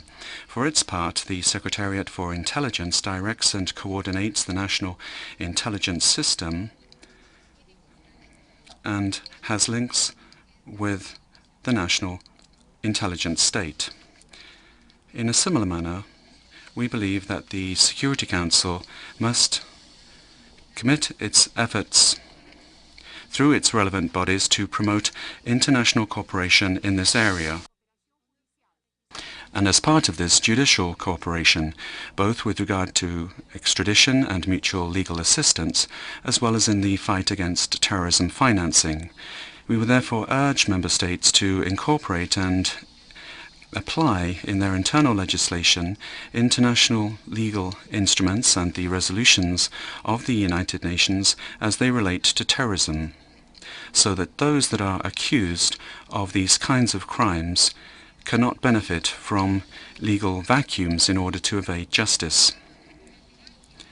From within the multilateral and regional systems, we must work on speedy and effective mechanisms to freeze terrorist funds, taking into account the importance of dismantling the economic structures which support these kinds of organizations. In our case, we drafted a law to effectively implement Resolutions 1267 and 1373 with regard to the procedure for the official freezing of funds related to this crime. Its application has been carried out by the Financial Information Unit with regard to fugitives associated with state terrorism and who are being investigated for crimes against humanity. Before ending, I would like to stress that leadership is in the hands of this organization, but this is complemented, as is required by the Charter of the United Nations, by efforts at the sub-regional and regional level and in specialized agencies who cooperate in matters of global interest. An example of this is port and airport security and border controls. This is an area where we must all continue to cooperate, because this is another fundamental area for the fight against international terrorism. In conclusion, I would like to state that the Republic of Argentina supports the statement that you, Madam President, will read out on behalf of the Security Council. Thank you very much. I thank Her Excellency Under Secretary Del Carmen Squef for her statement. I now give the floor to His Excellency Mr. Kofi Isao, Minister and Senior Advisor to the President of the Republic for Diplomatic Matters and Cooperation of Togo. You have the floor, sir. Madam President, first of all, let me convey our condolences and solidarity on behalf of our country after the terrorist acts that victimized your people. I'd also like to commend your country for organizing today's debate on the question of a comprehensive approach to counterterrorism, and to welcome your presence, Minister, in New York to chair this meeting. I'd also like to thank the Secretary General, not only for his briefing on this theme, but also for all the efforts that he is making and the initiatives that the UN continues to take to curb terrorism. My delegation associates itself with the statement which will be made by the representative of the Islamic Republic of Iran on behalf of the NAM. Madam President, the last few years, terrorism has become one of the most serious threats to international peace and security. In fact, killings, kidnappings, hostage-taking, and murders committed and called for by terrorists are serious violations to the right to life and the right to live in a peaceful environment. Terrorism threatens the survival even of states. And so this scourge still retains the attention of the international community and especially of the Security Council. Today's debate is a perfect illustration of that. Unfortunately, the tireless efforts to deal with this have far from given us the hoped for results, because terrorism is taking more advantage of technologies and financial resources coming from criminal actions of all kinds, such as illicit drug trafficking, ransom payments, to reorganize itself.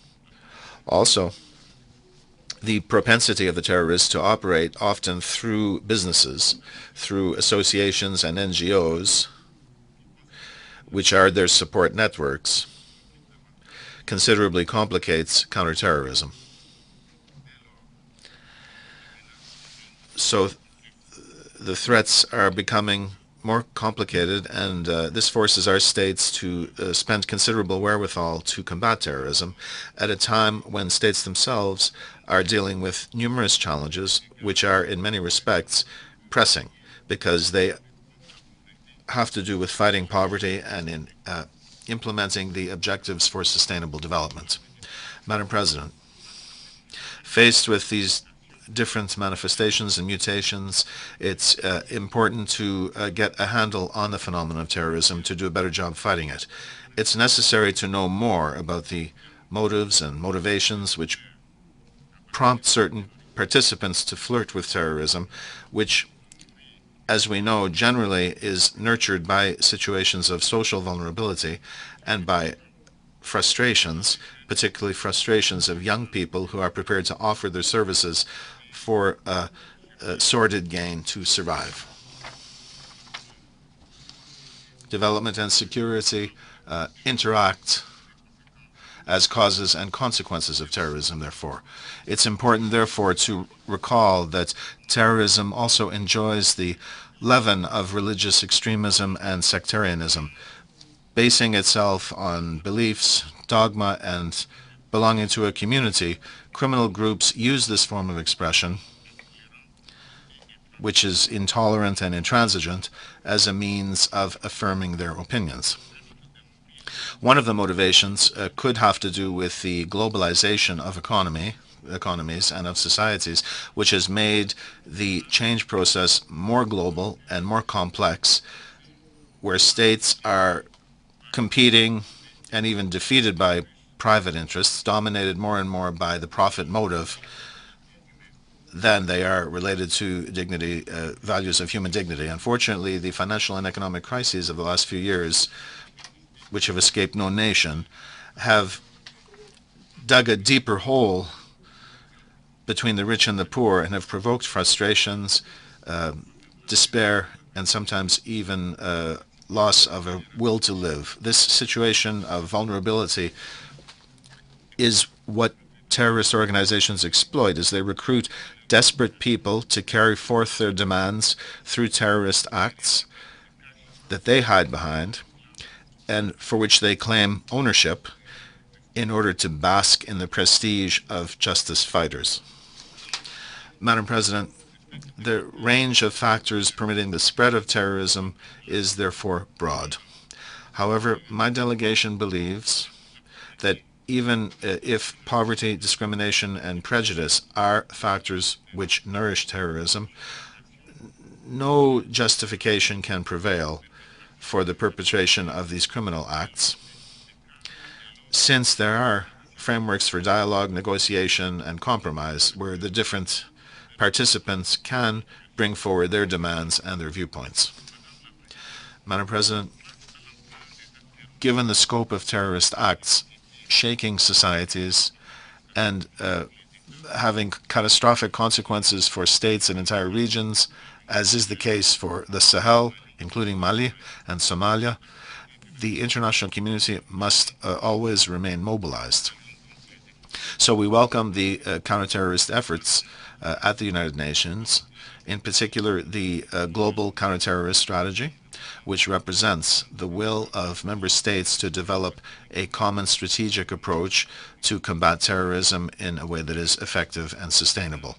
In this regard, my country welcomes the recent revisiting of this strategy, which allows us to continually update it, and based on the changing nature of terrorism, to bring in the different aspects which should be taken up. The commitment of CTED and of the special counterterrorist units in order to allow states to have the capacity they need to deal with terrorism should also be welcomed. Moreover, Togo fully supports the work being done by the Council committees established under Resolutions 1267/1989, 1373, 1540, which are also at the heart of the UN response to terrorism. Madam President, my country has always made counterterrorism one of its major priorities. Therefore, we took on the framework of the different legal instruments adopted under UN auspices and regional organizations, such as the AU, which these frameworks which are seeking to improve the effectiveness of the state's responses and the responses of the international community when faced with different manifestations of terrorism. Still, the large number of counterterrorist instruments that are operating to strengthen counterterrorist mechanisms internationally, still we need a general convention on international terrorism to fill the voids of existing treaties and to strengthen international efforts seeking to bring the perpetrators to justice. In this respect, we believe that taking into consideration by UN member states a number of provisions of existing regional legal texts, such as the African Convention on Counterterrorism from the 14th of July 1999 and the Protocol of the 8th of July 2004, doing that could contribute to overcoming difficulties having to do with the conclusion of an international convention. Madam President, given the impact of poverty, of inequalities, and of intolerance of any kind in the spread of terrorism, we are convinced that the security and jurisdictional dimensions of counterterrorism can only be effective if they are taken up bearing in mind efforts for good governance, economic development, establishing viable democratic institutions, strengthening the dialogue among civilizations, and in respecting cultural differences and peaceful resolution of disputes. Moreover, counterterrorism should also take into account human rights. In other words, all measures taken to prevent and to combat terrorism must respect the principle of the primacy of law and must operate under international law, including humanitarian law, international human rights law, and refugee law. In this respect, the UN could make a commitment to work in favor of a model law on terrorism-related crimes as specified in conventions and protocols that are applicable as they had to do for money laundering and financing of terrorism. Madam President, a comprehensive approach to counterterrorism can only be effective if it operates in the framework of sustained international cooperation. The synergy of actions, the sharing of information among the different institutions working on this issue, technical and financial assistance are all vital to help in the short and medium term eradicate this ongoing threat which weighs on all countries and all nations. Togo believes that indeed it is through concerted efforts, bilateral, regional, and international, that states, in particular the less well-off, will be able to hope to do an effective job fighting terrorism. To this end, the central coordinating role of the UN must be reaffirmed and supported by all states. Thank you very much. I thank His Excellency Minister Isao for his statement. I now give the floor to His Excellency Mr. Yashar Aliyev, Special Envoy of the Minister for Foreign Affairs of Azerbaijan. You have the floor, sir. Thank you, Mr. President. At the outset, I would like to thank the Pakistani Presidency of the Security Council for timely initiative to hold this important debate on comprehensive approach to counter-terrorism. I also thank the Secretary General for his insightful briefing and express our appreciation to the Secretariat and relevant United Nations entities for their contribution to counter-terrorism activities. Mr. President, Azerbaijan knows about the scourge of terrorism not from hearsay. My country has repeatedly been a target of terrorist attacks. The activity of well-known state-sponsored international terrorist groups whose ideology is based on historical, racial, and religious prejudices and hatred is a serious threat to Azerbaijan's national security and to the security of our region as a whole. It was not a coincidence that Azerbaijan decided to focus on the issue of combating terrorism as a central theme of its presidency of the Security Council last year. On May 4th, 2012, Azerbaijan organized a high-level briefing of the Security Council on strengthening international cooperation in the implementation of the counter-terrorism obligations, as an important outcome of which the presidential statement was adopted. In his address to the Security Council, the President of the Republic of Azerbaijan, Mr. Ilham Aliyev, underlined, and I quote, "We must all join our efforts to combat terrorism. The nature of terrorism today and its increasing connection with other threats to international peace and security require close international cooperation among states, including through the establishment of a more coordinated, coherent, and systematic United Nations approach." End of quote. The President of Azerbaijan also outlined the concrete threats and challenges faced by my country and provided the comprehensive analysis and assessment in this regard. Mr. President, my government has constantly taken comprehensive measures to fully implement its respective international obligations and to contribute to the global fight against this scourge. We strongly support and actively work for a more strengthened international cooperation to that end. It is pertinent to mention that on 18th, 19th March 2013, Azerbaijan will be hosting the International Conference on Strengthening Cooperation in Preventing Terrorism, co-organized by the United Nations Office on Drugs and Crime and the Islamic Educational, Scientific and Cultural Organization. The conference will bring together heads of state and government, as well as ministers, heads of international organizations, prominent figures, members of civil society and academia. Its objectives include, inter alia, initiating in-depth and forward-looking exchange of views on challenges and opportunities to counter terrorism, reviewing the ways of promoting international cooperation, and most importantly, generating concrete ideas and project proposals for providing technical assistance to national authorities with a view to strengthening their capacities.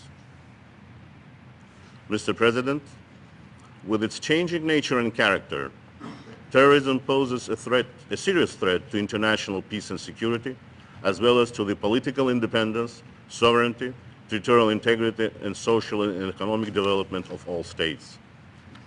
Today, when our world continues to suffer from terrorism, and the frequency and magnitude of terrorist acts claim the lives of innocent people and undermine peace and security, a comprehensive approach to combat this scourge through concerted and coordinated international actions remains vital.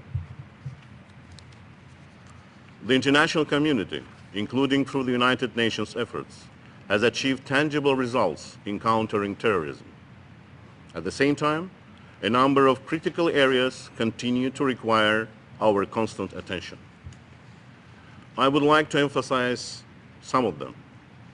The conflict-affected territories, especially those under foreign military occupation, often provide fertile grounds for terrorists and other non-state actors which use terrorism as a means of achieving their illegal goals.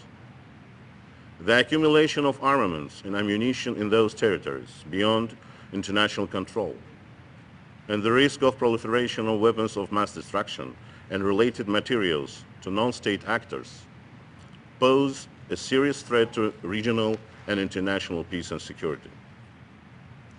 While recognizing the significance of addressing all conditions conducive to the spread of terrorism, in line with the United Nations Global Counter-Terrorism Strategy, we stress the need of intensifying conflict resolution efforts on the basis of the generally accepted norms and principles of international law, particularly those relating to respect for the sovereignty, territorial integrity, and inviolability of internationally recognized borders of states.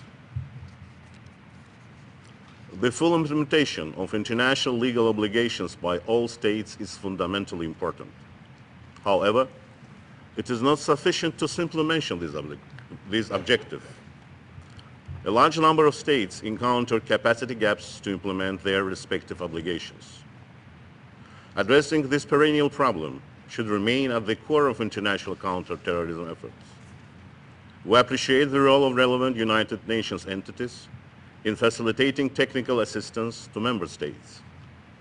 At the same time, in order to timely and effectively respond to various security challenges posed by terrorism, it is essential that member states themselves strengthen their cooperation through bilateral and multilateral mechanisms on the issue of capacity building assistance. The war on terrorism cannot and must not be used to target any religion or culture. This very approach must be a part and parcel of any counter-terrorism strategy. All states should be united in supporting various initiatives on intercultural and interreligious dialogue, such as the Alliance of Civilizations and the Culture of Peace initiative. Strengthening cooperation within these initiatives will serve to prevent misconceptions, defamatory manifestations, and deliberate labeling of religions, and contribute to the efficiency of counter-terrorism efforts. As a responsible member of the group of Friends of the Alliance of Civilizations, Azerbaijan is actively engaged in promoting interreligious and intercultural dialogue. Thus, we recently organized a number of high-profile and action-oriented events, including the World Summit of Religious Leaders and the World Forum on Intercultural Dialogue. In conclusion, we welcome the presidential statement to be adopted at the end of today's meeting. It is aimed at developing counter-terrorism cooperation under the auspices of the United Nations. Azerbaijan will continue to contribute to that work through international cooperation based on strict adherence to the norm and principles of international law. Thank you, Mr. President. I thank His Excellency Special Envoy Aliyev for his statement. Thank you so much. I now give the floor to His Excellency Mr. Eugene Richard Gassana, Minister of State in charge of cooperation and permanent representative of Rwanda to the United Nations. You have the floor, sir. Thank you. Mr. President, let me join others in thanking Her Excellency Hina Rabbani Kar, Minister of Foreign Affairs of Pakistan, for organizing this important debate and for commendable statement, and also commend the Secretary General statement made here. Rwanda reiterates its strong condemnation, Mr. President, of terrorism in all its forms and manifestations, as it constitutes one of the most serious threats to international peace, security, and development. Terrorism violates not only the Charter of the United Nations, but also the principles and values of the Constitutive Act of the African Union. My government has ratified the 14 universal instruments against international terrorism as elaborated within the framework of the United Nations system relating to specific terrorist activities, and has also embraced the UN Global Counter-Terrorism Strategy together with its plan of action. My country has also ratified the 1999 Convention of the then Organization of the African Unity on the Prevention and Combating of Terrorism. Mr. President, my delegation commends and encourages the efforts and activities undertaken by the UN Counter-Terrorism Committee and its relevant bodies and agencies in the framework of the UN Global Counter-Terrorism Strategy to address the threats to international peace and security caused by extremism, violence, and terrorism. We also commend the African Union, which in an effort to translate the commitment of its members into concrete actions, has established in 2004 the African Center for the Study and Research on Terrorism headquartered in Algiers. The main objective of the center is to strengthen cooperation between African countries to prevent and combat the terrorism and to assist in the full implementation of international conventions relating to terrorism. In this respect, Mr. President, Rwanda expresses its continued engagement with international and regional partners, both bilateral and multilateral, to contribute to an enhanced coordination of international efforts to prevent and combat terrorism. Mr. President, Rwanda firmly believes that effective and prevention-focused counterterrorism measures require adequate national legal and institutional frameworks, including a strong criminal justice element that is rooted in the core principles of the rule of law, due process, and respect for human rights. In this respect, Rwanda has implemented the recommendations of Resolution 1373 through legal and institutional framework, including the establishment of a National Counterterrorism Committee with a national focal point comprising members of different national security organs and a functional counterterrorism unit within the Rwanda National Police. Our country has also adopted legislation on prevention and penalization of money laundering and financing of terrorism, which has established a financial investigation unit as part of Rwanda National Police and operates within the National Bank of Rwanda.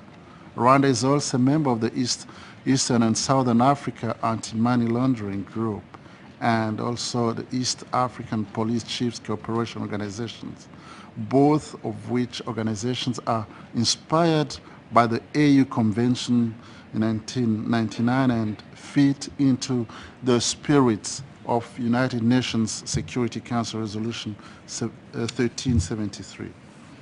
Mr. President, in a Security Council open debate on counterterrorism like this, it is important for Rwanda to condemn acts of terrorism around the world.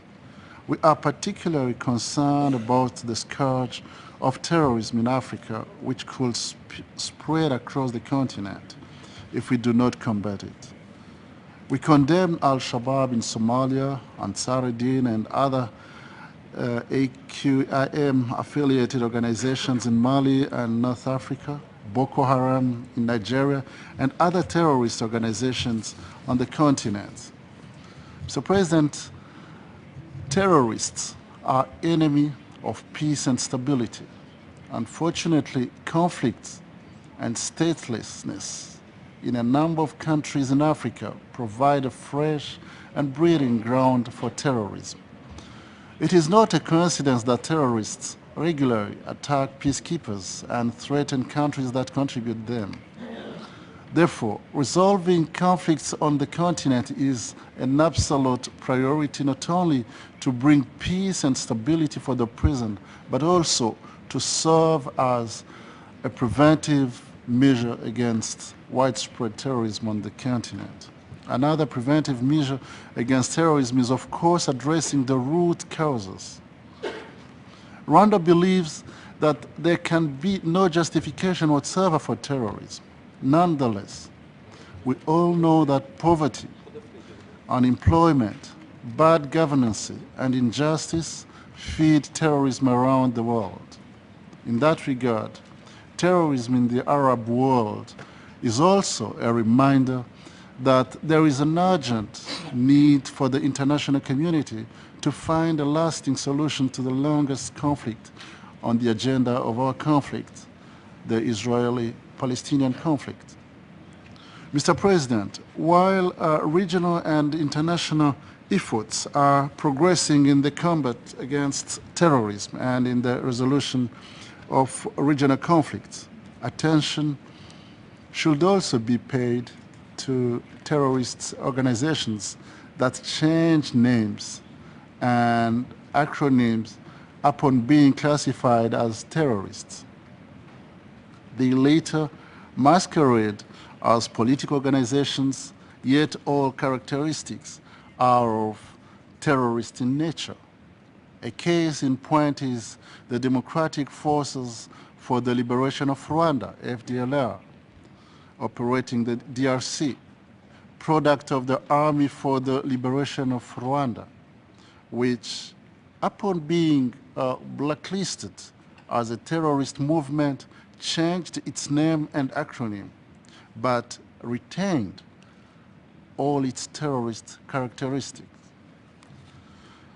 So I will conclude, Mr. President, by expressing our sympathy to Pakistan, which is, as Her Excellency, Madam Minister Hina Rabbani Kar said here, that I quote, one of the biggest victims of terrorism, which is Pakistan.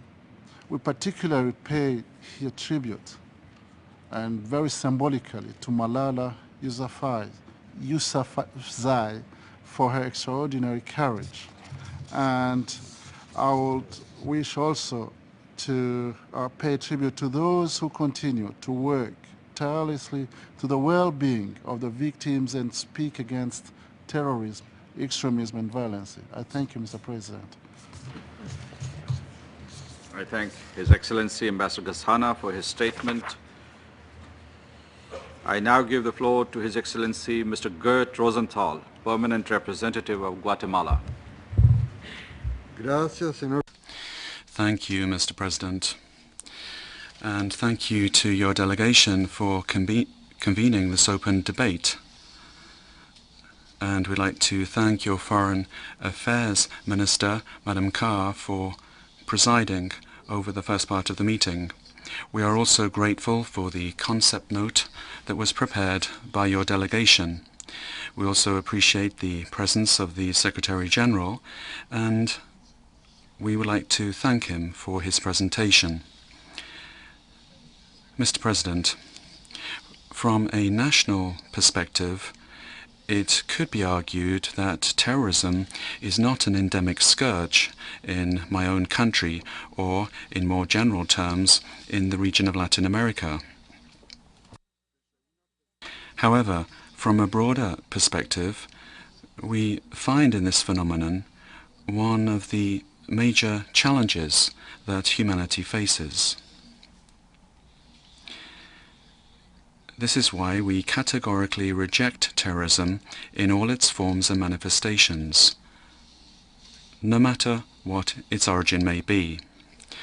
There is simply no excuse to inflict on innocent persons the horrors, suffering, and costs of this scourge.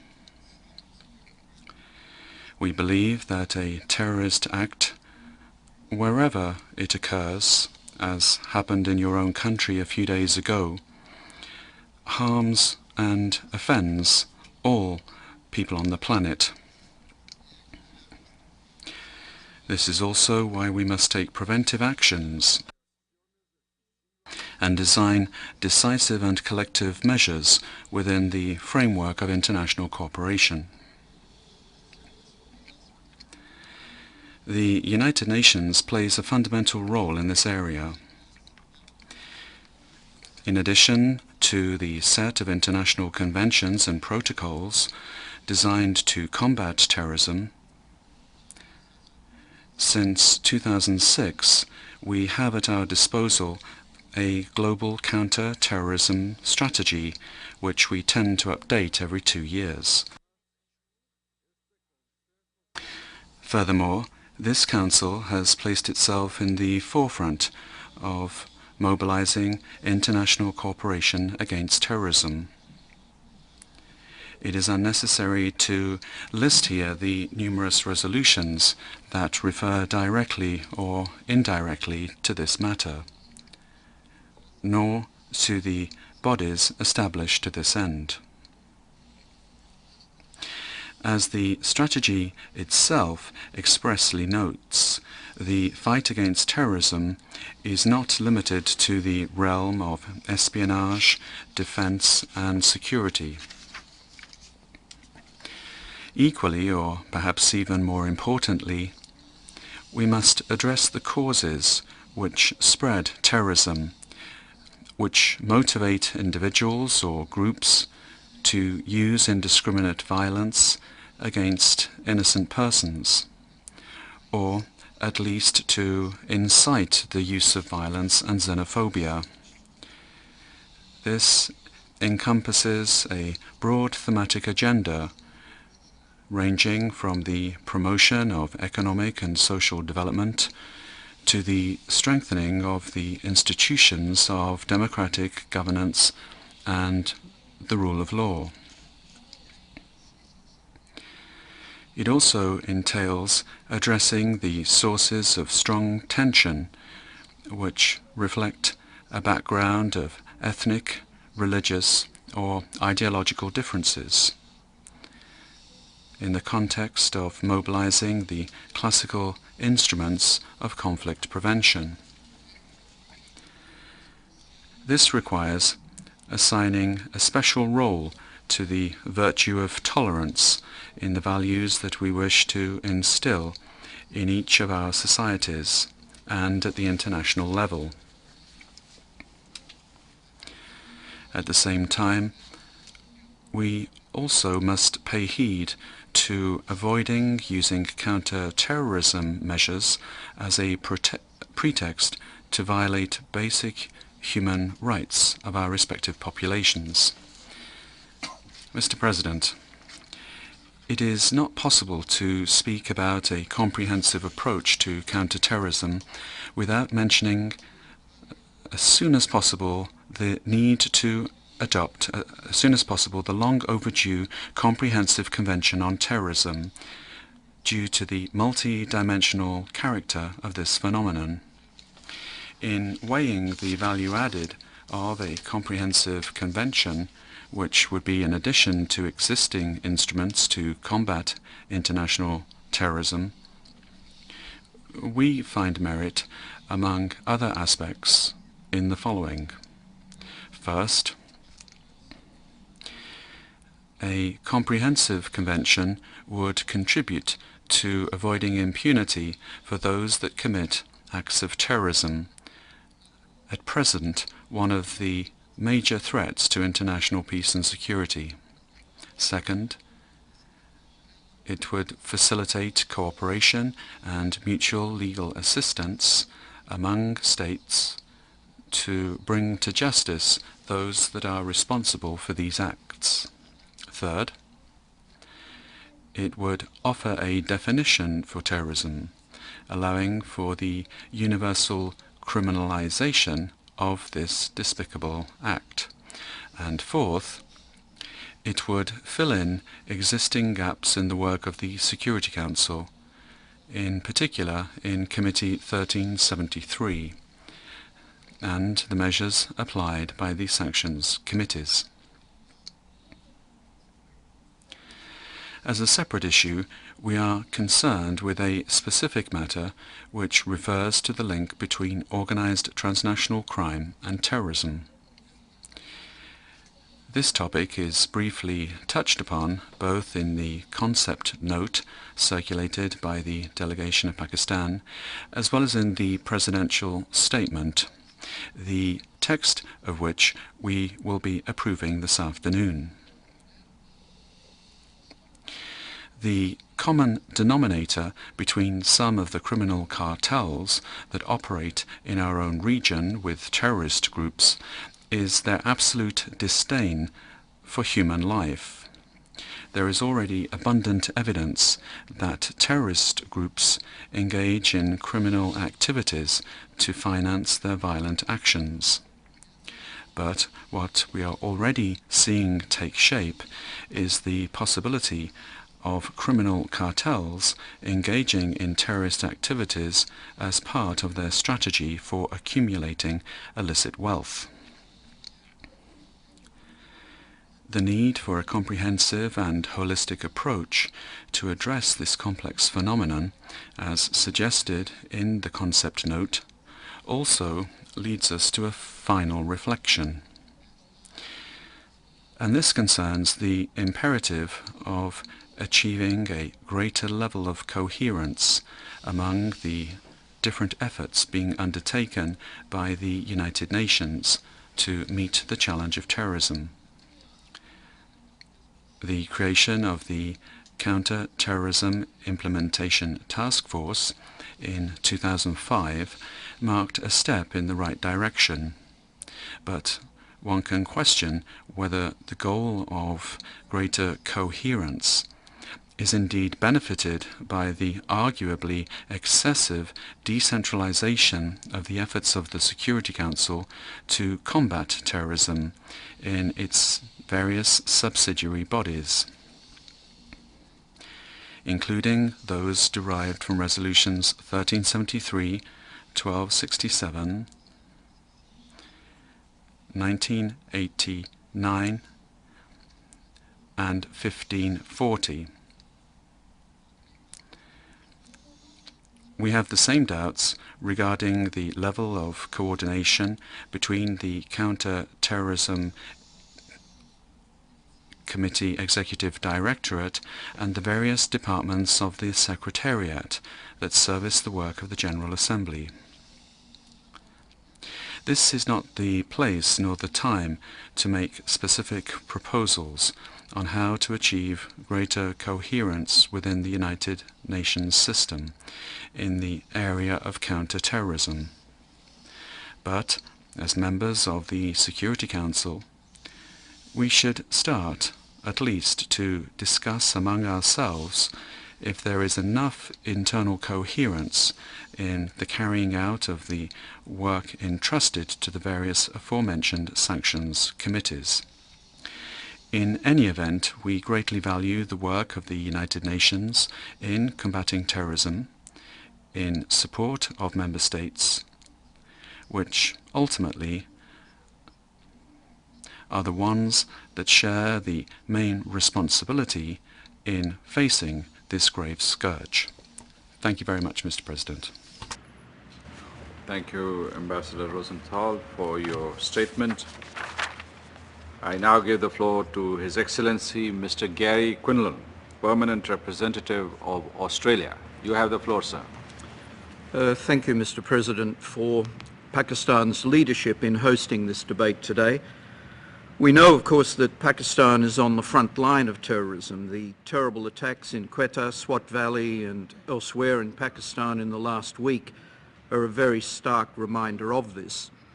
In the face of this violence, the example of Malala and her fellow students is inspirational. It must strengthen our determination to oppose terrorism, and it must be our beacon. Mr. President, terrorism is still one of the most serious threats to international peace and security, and therefore must remain a decisive focus for the Council. The threat is now more diffuse and decentralised, but the fact is that in the last few years some 12,000 people were killed in terrorist attacks annually, and states and regions are still destabilised. The nature of the threat and the methods and strategies of terrorist groups are constantly evolving and presenting new risks. We are now engaged against its direct threat in Mali and the Sahel. Of course, states' understanding of the most effective ways to tackle terrorism has also evolved. Evidence and experience is accumulating, enabling us to refine approaches and improve our effectiveness. We know that good intelligence, strong law enforcement and prosecutions are important, but equally we know they're not enough. We must also tackle the drivers of terrorism, the terrorist narrative and the processes of radicalisation. The Council shares a strong commitment against terrorism. That's very clear from all the comments that have been made today. So I will limit my comments to two crucial elements of a comprehensive approach: effective prevention and strengthened cooperation and coordination within and between states. States have had considerable success in prosecuting terrorists and degrading major terrorist networks. This is certainly the case in Australia's own region, Southeast Asia, where Indonesia has, for example, prosecuted more than 600 terrorists since the Bali bombings in 2002. This shared law enforcement success has also exposed, however, a key challenge. Prisons are in many cases a weak link in our counter-terrorism efforts. Terrorists continue to recruit and plan attacks from prison, and the reality is that many prisoners are now beginning to be released. Effectively managing and rehabilitating extremist detainees is therefore increasingly important for prevention. Sharing best practices and developing common strategies for this is essential. The Global Counter-Terrorism Forum work in this area has been highlighted today, and Australia, Indonesia and other Southeast Asian countries are using this work to develop regional approaches. Terrorist organisations continue to recruit new members and sympathisers, as we know. To defeat terrorism, we must counter the forces that drive it. This means strengthening our societies to reject violent extremism. Approaches will vary depending on circumstances, but some common elements include: first, ensuring inclusive communities where everyone has a voice and where everyone has access to education with strong curriculums and access to work. The world is experiencing a tremendous youth bulge, and as China's Vice Minister Tian Kai has said this morning, the average age of terrorists, of course, is getting younger. Youth unemployment remains one of the greatest vulnerabilities in all regions and all our societies. We need to make urgent progress in engaging youth in our societies, and most basically, of course, by generating jobs. Second, promoting values that, when broadly subscribed, can help communities resist the terrorist message. values of tolerance, understanding and dialogue within and between religions and cultures, and respect for diversity. And third, strengthening the rule of law and ensuring fairness and equality before the law to remove a potential grievance which is often exploited by terrorists. States clearly need to be innovative in using modern communications to promote these values. The internet, as we know, provides the perfect medium for terrorists to recruit, proliferate their ideology and get financing. Research is showing that young people, those most susceptible to extremist messaging, are more familiar with the terrorist narrative than they are with the positive counter-narrative. Governments need to drive the debate on the internet and through social media to ensure that their positive messaging is heard above the extremist messaging. We must also continue to communicate the values of tolerance, understanding, equality and diversity at the international level. The alliance of civilizations and interfaith dialogue, such as the regional dialogue we have in Southeast Asia, indeed for the last decade, are still crucial. An effective, comprehensive approach to terrorism demands also, of course, strong collaboration and coordination nationally, regionally and globally. Effective coordination at the national level requires systematic cooperation between law enforcement agencies and with other agencies that are better equipped to address the causes of terrorism, such as agencies for youth, culture, religion, education and community affairs. This means frequent communication about threats, operations and long-term objectives. States also need to strengthen collaboration with regional networks. We've learned from experience, for example, with the Jakarta Centre for Law Enforcement Cooperation, JCLEC, the very real benefits of bringing together regional law enforcement professionals for training in a dedicated facility. JCLEC has trained over 12,000 officers and in the process built understanding of the common challenges and diverse needs of the Asia-Pacific region, strengthened personal relationships that deliver cooperation across borders and developed a sense of common purpose. We need more of these regional facilities in other regions, and Australia is committed to working with others to achieving this. At the global level, effective coordination between UN entities is necessary to promote a comprehensive approach. The appointment of a UN counter-terrorism coordinator would enhance strategic and operational cohesion. This should happen. More cooperation is needed globally to prevent the financing of terrorism. Others have spoken of this. We also need to further mainstream the analysis of terrorism, its causes and measures to address it into the UN's peace and security agenda, including mandates of political missions and peace-building efforts. In concluding, Mr. President, please let me emphasise that as a newly elected Security Council member, Australia will continue to strongly support the Council's ongoing efforts to combat and prevent terrorism. As the threat continues to evolve, our strategies to counter it also need to improve, and the Council's role will continue to be central in this. No matter how hard the task, we must be a step ahead. Thank you, Mr. President. Thank you, Ambassador Quinlan, for your statement.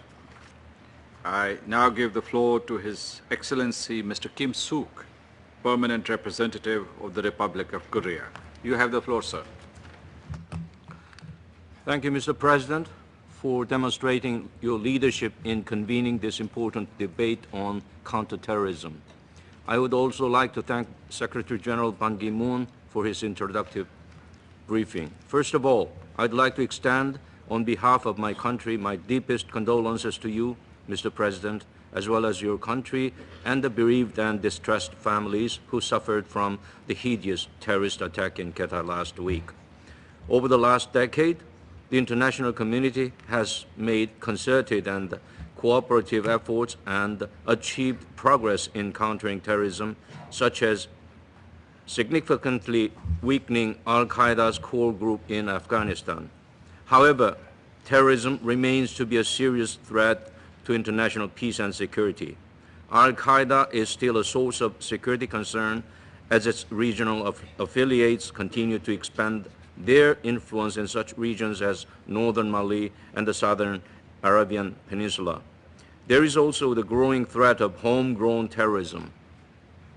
Moreover, terrorist organizations have now begun to build a nexus with other transnational criminal operations such as drug trafficking, kidnapping, illicit arms trade, and piracy. Terrorist organizations are becoming more sophisticated and constantly finding new ways to extend their reach through the use of the internet and other information communication technologies. Furthermore, the incessant fear of terrorists acquiring weapons of mass destruction lingers. Terrorism can strike any region and any country at any time. Individual states alone cannot cope with the scope, diversity, and constant evolution of the terrorist threat. Effective counterterrorism efforts require strong international cooperation in law enforcement, information sharing, and the suppression of terrorism financing. It is also crucial that member states provide support to other states in capacity building and technical assistance. To take effective measures to tackle terrorism is impossible without strengthening the capacity and preparedness of all member states. The United Nations has played central roles in leading international cooperation in the fight against terrorism.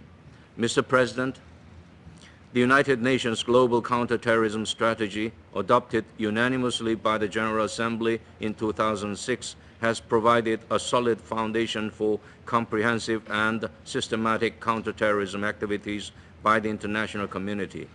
As stressed in its third review in the United Nations General Assembly last June, it is imperative that all member states fully and faithfully implement the strategy in an integrated manner. The Republic of Korea welcomes the role of the United Nations Counterterrorism Committee and its Executive Directorate in implementing the related Security Council resolutions, coordinating individual states' efforts, promoting their cooperation, as well as contributing to the capacity building of member states. We also acknowledge the continuing efforts of the Secretary General in maintaining a consistent and results-driven UN approach to counterterrorism. We commend the improvement of international coordination through the Counterterrorism Implementation Task Force. The recent establishment of the United Nations Counterterrorism Center and its active operation are also laudable. My government supports the Secretary General's recommendation in his report last year to appoint a United Nations counterterrorism coordinator. Mr. President, we are of one mind that terrorism cannot be countered by military means or law enforcement alone, and that a comprehensive approach is the only way to deal with new manifestations of terrorism and to address the conditions conducive to the spread of terrorism. First, it is necessary to tackle socioeconomic and environmental conditions. We need to deal with the diffusion of violent extremism by marginalized groups. We need to solve unemployment problems and expand educational opportunities. Our concerted efforts for achieving the Millennium Development Goals, including poverty eradication and sustainable development, as listed in the United Nations Global Counterterrorism Strategy, would be a big step in the right direction. Furthermore, we need to strengthen dialogue, understanding, and tolerance among civilizations, cultures, people, and religions. Second, it is essential that the effort to combat terrorism must be in accordance with the obligations under international laws and fundamental values such as the protection of human rights and the rule of law. We need to ensure that countering terrorism and protecting human rights are not contradictory but complementary. Only then can we win the hearts and minds of those who are exposed to terrorism's lure. Third, it is imperative to deal with the new trend of using the internet and social media to incite, recruit, and finance terrorist movements. We need to deny virtual safe haven for terrorists and prevent such misuse of the cyberspace. We look forward to in-depth and constructive discussions on this matter at the Seoul Conference on Cyberspace in October this year. Fourth, halting the flow of terrorist financing is one of the fundamental measures. In this regard, we acknowledge the roles of the Financial Action Task Force and related regional bodies.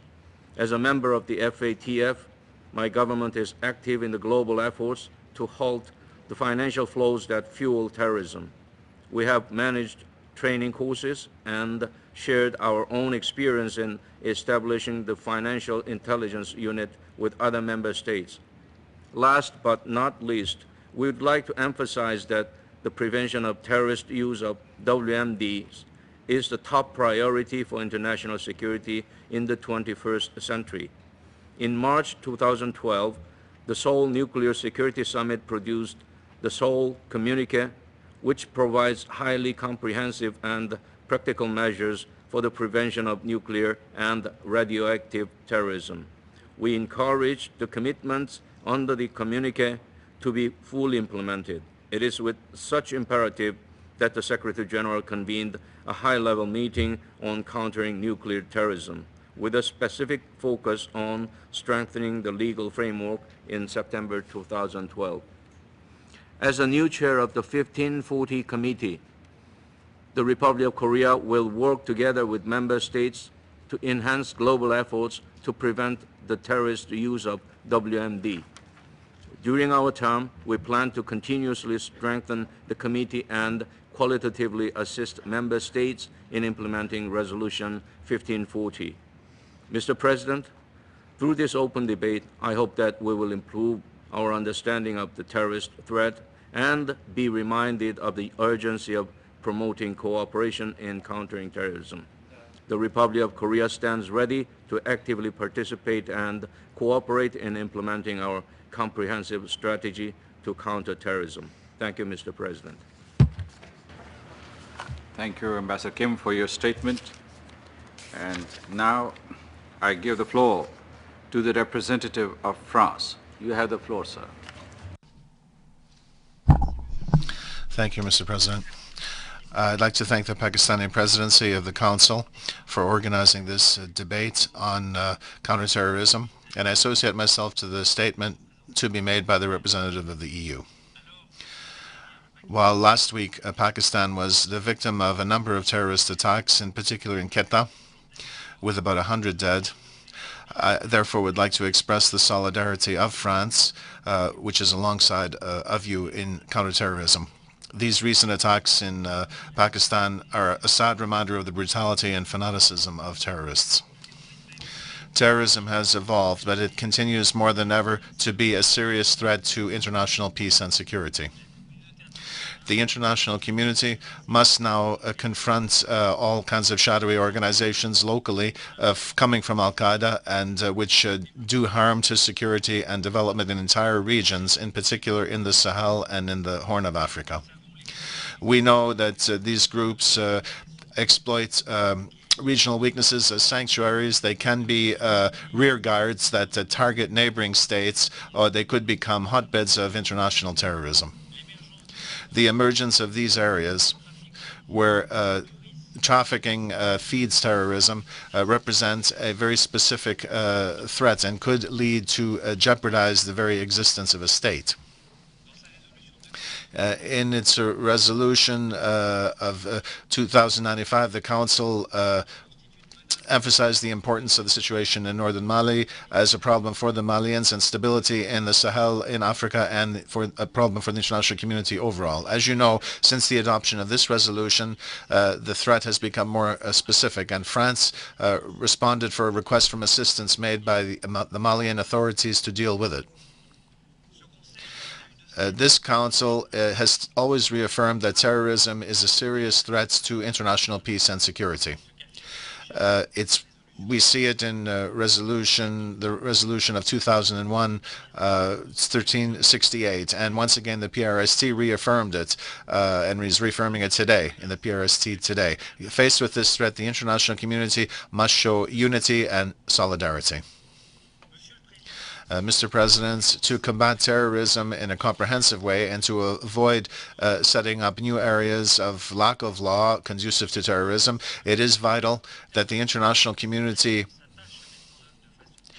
implement effectively the existing instruments and that we adopt long-term strategies. First of all, the effective implementation of international instruments and the strengthening of international cooperation are essential to combat comprehensively terrorism. The United Nations have permitted a legal framework to be established in this area. All of the conventions and protocols from the UN define the obligations of one and all in combating terrorism, and we must continue to call for their full implementation. The relevant resolutions of the Council have also established obligations in this area and cover a whole range of, for example, combating incitement or fighting financing and application of sanctions. In addition to establishing the legal framework, the United Nations have allowed us to strengthen international cooperation, in particular thanks to the counter-terrorist strategy, the UN strategy, which tries to bring together consistently existing mechanisms and to strengthen the coordination among states and organizations. This strengthening of cooperation has to do with a number of measures which could allow the UN to establish a comprehensive approach to counterterrorism, both for the reasons of it and eliminating those conditions that help it to spread, and to assist states in combating terrorism and blocking their access to funds and having a respect for human rights in counterterrorism. These efforts must be continued to be coordinated. And finally, counterterrorism must be part of a more comprehensive long-term strategy. From this standpoint, establishing security policies is essential to combat the fragility of states, which often is among the most conducive conditions to the spread of terrorism. These security policies must also be accompanied by programs which will help development and good governance. It is therefore necessary that the international community provide assistance to strengthen the governance of these states and their institutional capacity. For example, by establishing regional strategies. This is the approach that the EU has used in the strategy for the Sahel, which is one part security and one part development. The capacity building and promotion of the rule of law, these are two essential components for a long-term approach to combat terrorism. States threatened by the activities of terrorist groups must be able to benefit from political and operational cooperation among states, in particular regionally. For example, France is participating in establishing counter-terrorist judicial pols in Mauritania and West Africa and is establishing a judiciary. It's necessary for these states to be able to judge terrorists and their compliance with human rights. A comprehensive approach for counterterrorism requires exceptional actions but could also be part of a long-term strategy. Thank you very much. I thank the representative of France for his statement. I wish to advise all speakers to limit their statements to no more than 4 minutes in order to enable the Council to carry out its work expeditiously. Delegations with longer statements are requested to circulate the texts in writing and deliver a condensed version when speaking in the chamber. I now give the floor to the representative of Brazil. Ma'am, you have the floor. Thank you, Mr. President. Mr. President, we commend Pakistan for convening this debate, which constitutes an excellent opportunity to highlight the importance of strengthening a comprehensive approach to counterterrorism. Brazil joins previous speakers in expressing our condolences to you, Mr. President, to your country, and to the Pakistani people on the terrible terrorist attacks in Pakistan last week. We thank the Secretary General for his presentation. Mr. President, Brazil has long supported international efforts on counterterrorism. We have always and always will condemn terrorism in all its forms and manifestations. In fact, repudiation of terrorism is a tenet enshrined in the Brazilian Constitution and serves as a guiding principle to our foreign policy. As a multidimensional threat, terrorism must be addressed from a holistic approach that takes into consideration its underlying causes. Radicalism and violence often stem from long-standing social, political, economic, and cultural exclusion, amidst which a culture of intolerance may thrive. Development and inclusiveness are key tools to combat terrorism. Fully aware of the interdependence between peace, security, and development, Brazil commends the approach contained in the Pakistani concept note in that regard. Brazil fully supports the United Nations Global Counter-Terrorism Strategy. Its different pillars provide a comprehensive and integrated perspective of the root causes of terrorism.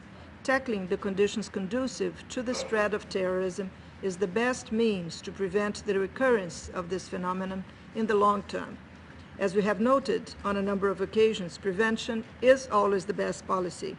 Focusing on preventive aspects means promoting democratic values, international cooperation for social and economic development, and tolerance, political, ethnic, and religious tolerance. Mr. President, countering terrorism should never justify disregard for the basic individual rights and the rule of law. The fight against terrorism must be undertaken in compliance with international law and human rights law. Otherwise, the very legitimacy of our efforts would be at stake. We encourage the Security Council to continue to reflect on ways to strengthen due process within the 1267 and 1989 Sanctions Committees. The work of the Ombudsperson has proved to be a valuable tool to increase fairness in the consideration of delisting requests. Cooperation and capacity building are essential tools in an effective strategy to fight terrorism. Many countries have the political will to implement the pertinent resolutions of the Security Council, but lack the necessary capacity to do so. Brazil is pleased to see capacity building as a top priority for the UN Counter-Terrorism Center. The Counter-Terrorism Committee can also play a positive role in this regard by facilitating technical assistance to member states. We commend CITED for its efforts in organizing workshops and seminars in different regions and call for the continuation of such practice. Mr. President, Brazil reiterates that there are no excuses for terrorist acts. We reaffirm our commitment to a coordinated and multidimensional response to the challenges posed by terrorism based on a comprehensive view of this scourge. We remain convinced that cooperation and dialogue within the United Nations will enhance our tools in the fight against this plight. The Security Council has a duty not only to condemn acts of terrorism and to work to prevent the spread of terrorism, but also to do so coherently and universally wherever and whenever international terrorism strikes. I thank you, Mr. President. I thank the representative of Brazil for her statement. I now give the floor to the representative of Egypt. You have the floor, sir. Thank you, Chairman. Mr. President, I have the honor to speak on behalf of the Organization of Islamic Cooperation. The OIC group thanks Pakistan for its initiative in organizing this important debate. It allows us to reflect on the United Nations' current approach to counter-terrorism and address the challenges we all face in the fight against this global threat. The OIC group reaffirms its full cooperation with the United Nations and the international community in this regard. We would like to thank Her Excellency the Foreign Minister of Pakistan for chairing the meeting and for her opening remarks. We would like also to convey the condolences of the group to the people and government of Pakistan for the victims of the terrorist attacks in Quetta last Friday. We would also like to thank the Secretary General of the United Nations for his participation and for his introductory statement. At the outset, let me reiterate the position of the member states of the Organization of Islamic Cooperation in condemning unequivocally all acts of terrorism in all its forms and manifestations, irrespective of its motivation and objectives, and regardless of the nature of the perpetrators, whether they are individuals, groups, or states. The OIC believes that the UN Global Counter-Terrorism Strategy constitutes an ongoing effort. It is a living document that should be updated regularly. We reaffirm the importance of a balanced implementation of the strategy in all its aspects, in particular, the conditions conducive to the spread of terrorism, the measures to prevent and combat terrorism, capacity building, and the respect for human rights and the rule of law while countering terrorism. The Organization of Islamic Cooperation is very much aware that terrorism is one of the most serious threats to international peace and security. Member states of the OIC were prime targets of terrorist acts. Despite its best intentions, the world community has yet to enhance its response to address this dangerous phenomenon. Applying the following principles could improve the United Nations and member states' efforts to combat terrorism. First, the evolving nature of terrorism makes effective regional and international cooperation indispensable in combating terrorism. There is a need to improve institutional cooperation between member states and enhance the efforts of the United Nations in this regard. Second, the United Nations should stress that all terrorist acts should be combated within a single legal paradigm to end the double standards when addressing this serious threat. Criminalizing all acts of terrorism, regardless of their motivation, should be accompanied by pursuing all perpetrators of terrorist acts under due process of law, whether they are individuals, groups, or states. Criminalizing terrorist acts committed by state actors is as necessary as criminalizing acts committed by non-state actors. The United Nations should increase its efforts to combat terrorist acts committed by states and develop the necessary legal instruments to penalize state terrorism. Third, there is a need to adopt a comprehensive approach in criminalizing incitement to terrorism. Security Council Resolution 1624 of September 2005 was an important step in this regard. Yet, all forms of incitement should be criminalized and prosecuted. Indirect incitement that may take the form of racism, xenophobia, or insulting religious beliefs and symbols is a very insidious trigger to terrorism. It can be more dangerous than direct incitement. The United Nations should effectively address the danger of racism, xenophobia, and offending religions, as such acts constitute a grave incitement to terrorism. Fourth, we cannot rely on security and legal measures alone to eradicate terrorism. The most effective way to combat terrorism is to eliminate its root causes. The international community should work collectively towards resolving existing protracted conflicts. It should recognize and fulfill the legitimate rights of people to self-determination. The international community should also assist the efforts of all nations towards poverty eradication, equity, raising the standards of living, and improving education policies. This will undoubtedly contribute to removing the major root causes to terrorism.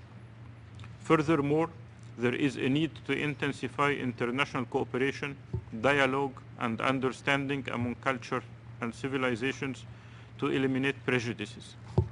Mr. President, the OIC group notes with deep concern the instances of intolerance, discrimination, profiling, negative stereotyping, stigmatization, religious hatred, and violence against Muslims, as well as the denigration of their religion and its symbols, including the Quran and the Prophet, peace be upon him, that occur in many parts of the world. Such acts contradict international human rights norms. They are against the principle of freedom of religions. They are against the relevant General Assembly and Security Council resolutions. They have implications that may result in serious threats to international peace and security. We acknowledge and respect the importance of freedom of expression in promoting tolerance and understanding among nations. We condone the freedom of expression that respects diversity and combats the myth of the clash of civilization, not the one that is used to incite hatred or to target one specific religion or culture and deepens ignorance and disregard towards the other.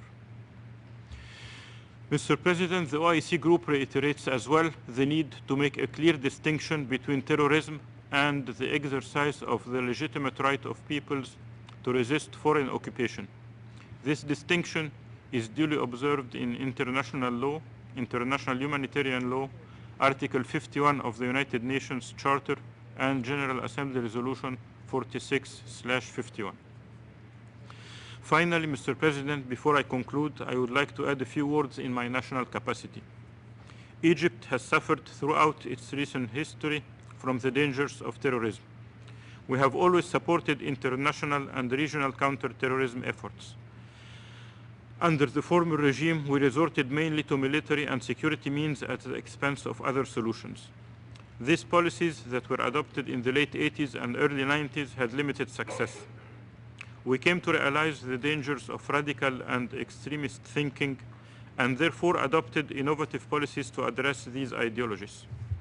We embarked on a program that promotes teaching the principles of Islam that are based on tolerance, moderation, and reject violence and extremism in order to review and redress radical ideologies.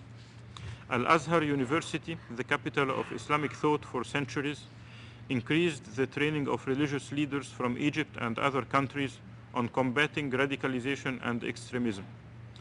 These teachings exposed the fallacies of extremist ideologies that claim religious foundations.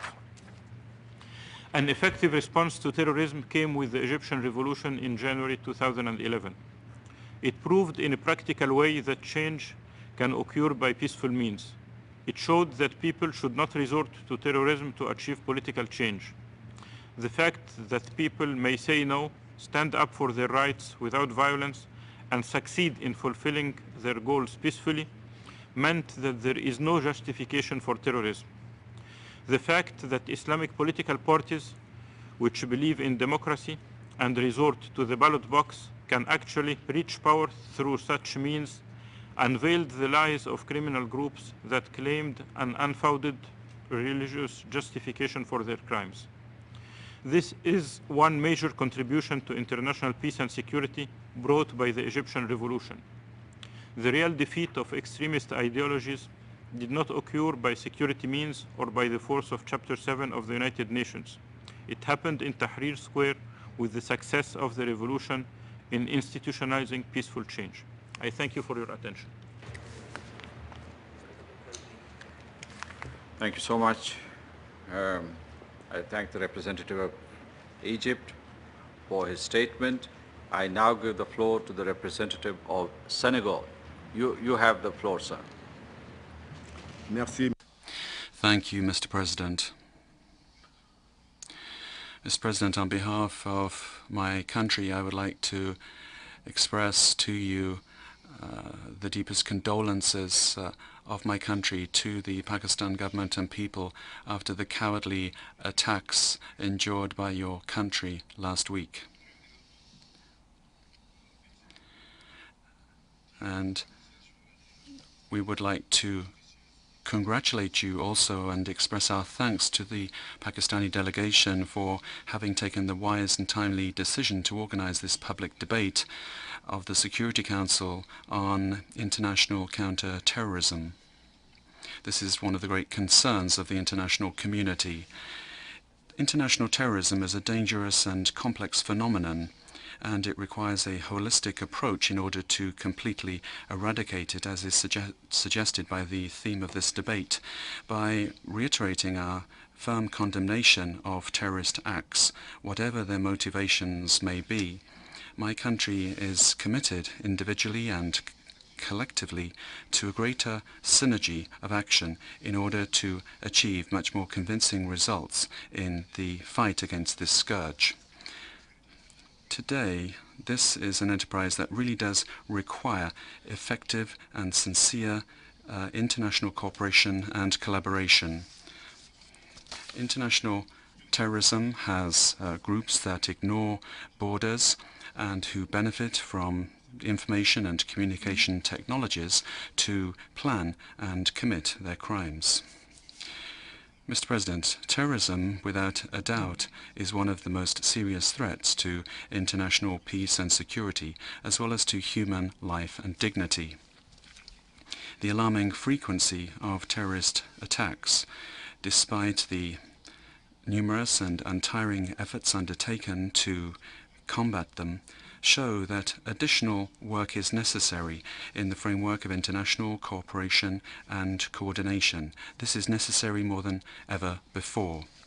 This is why we support all actions that will lead to greater mobilization, as well as closer cooperation between members of the international community to combat terrorism. In this regard, the global counter-terrorism strategy of the United Nations, adopted in 2006, remains the most comprehensive reference framework, the most effective response to terrorism. It bears witness of our commitment and willingness to act in a coherent and concerted fashion to achieve our common goal of eradicating this danger. In order for this strategy to be completely successful, these four pillars, because of their intrinsic importance as well as their interdependence, must be implemented impartially. In the same vein, it is indispensable in order to implement this strategy to improve cooperation, to make the fight against terrorism more effective, particularly with regard to an exchange of information and experiences. Therefore, what we need is a global, comprehensive and effective approach to counter-terrorism that should, by definition, be based on a comprehensive and balanced strategy. Likewise, by establishing a raft of obligations and measures that member states must adopt to crack down on terrorist acts, Resolution 1373 of the Security Council, which established the Counter-Terrorism Committee, offers a framework of action to prevent and act effectively against terrorist acts. The visits of the committee to various countries provide the opportunity to review the specific measures that states have taken to implement this resolution. For Senegal, in addition to the establishment of the Strategic Guidance Center, we have undertaken enormous efforts to address the challenges posed by border control, airline security and maritime safety, amongst others, not to mention the legislative reforms that we have undertaken to adapt our domestic legislation to the pertinent provisions of international law. We have also engaged in close bilateral cooperation at regional and international level. In this respect, the situation currently existing in the Sahel in the north of Mali is a source of grave concern. This crisis, largely fueled by arms and drug trafficking, is further proof that our fight against the tragedy of extremism and terrorism is far from over. In this respect, we welcome the adoption by the Council of Resolution 2085, which gives the necessary international legality and legitimacy to the action undertaken by the countries of the Southwest African region to help Mali recover its territorial integrity.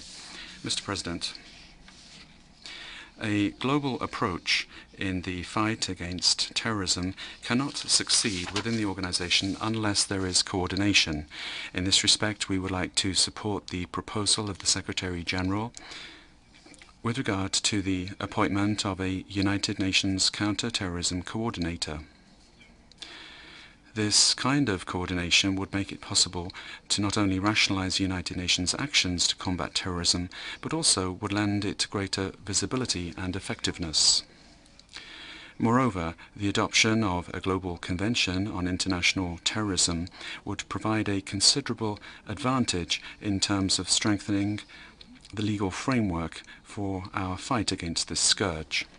However, we must admit that the international community must show greater political willingness to overcome differences and difficulties standing in the way of a speedy and consensual finalization of this draft Global Convention Against Terrorism. In conclusion, Mr. President, my delegation, as well as others here, looks forward to the day when the world will be free from all forms of terrorism thanks to our efforts. I thank you. Je remercie the representative of Senegal. I thank the representative of Senegal for his statement. Give the floor to the representative of Liechtenstein. Thank you very much, Mr. President. Mr. President, Liechtenstein strongly condemns all forms of terrorism and reaffirms its commitment to contribute to the fullest extent to the international fight against terrorism in all its aspects, including through cooperation with the relevant UN bodies. We welcome initiatives to make the UN's counterterrorism work more effective and share the view that a comprehensive and holistic approach is the only way to tackle terrorism in a sustainable manner. Indeed, the 2006 counterterrorism strategy is based on this notion, and we agree with the need to implement all of its 4 pillars evenly. In the interest of time, I will address only a few subtopics of the strategy in my statement today. Effective action to counter the financing of terrorism is a key tool to weaken the operational capabilities of terrorists. This is a top priority in Liechtenstein's overall commitment to ensure that its financial center is not abused for any type of criminal activity. The key to success in this area is strong domestic legislation that requires all financial intermediaries to exercise due diligence backed up by government institutions such as financial intelligence units with the necessary resources and capabilities to follow up on reported suspicious transactions. In the 12 years of its existence, the Liechtenstein FIU has been the backbone of our domestic effort in this regard, in cooperation with its international partners. The Liechtenstein FIU furthermore continues to assist other countries in establishing and training their financial intelligence units, recognizing that capacity building is key for our global effort to curb the financing of terrorism. Mr. President, despite the comprehensive nature of the UN Global Counterterrorism Strategy, police and military action is frequently at the forefront of the response to terrorism. Often such action is undertaken in extreme circumstances and on the basis of sweeping anti-terrorism legislation.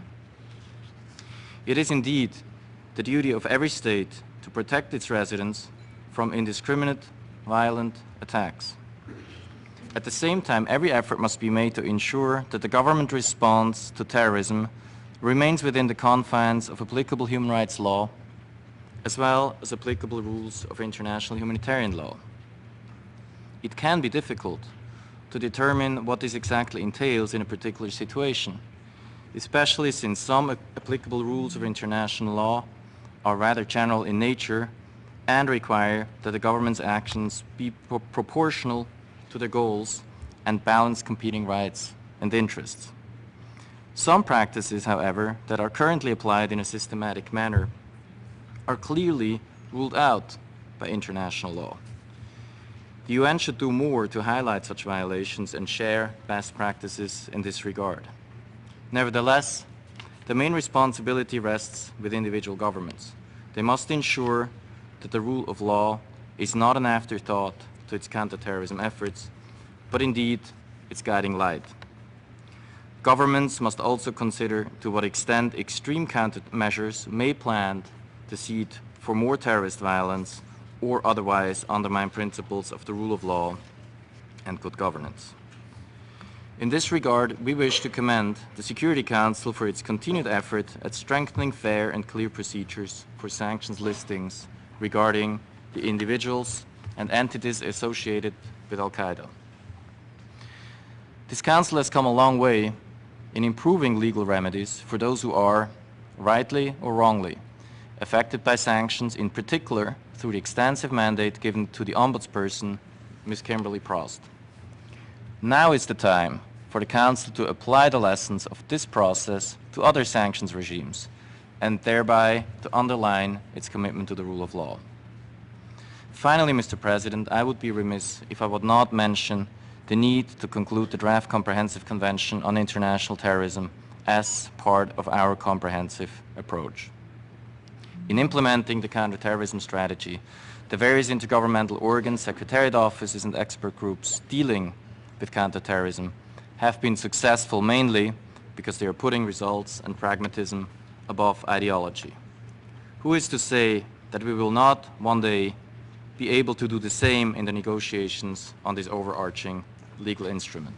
After more than a decade of negotiations, it is time to make a last push for a pragmatic solution, or otherwise to abandon the effort. I thank you, Mr. President. Thank you. I thank the representative of Liechtenstein for his statement. There are still a number of speakers remaining on the list for this meeting.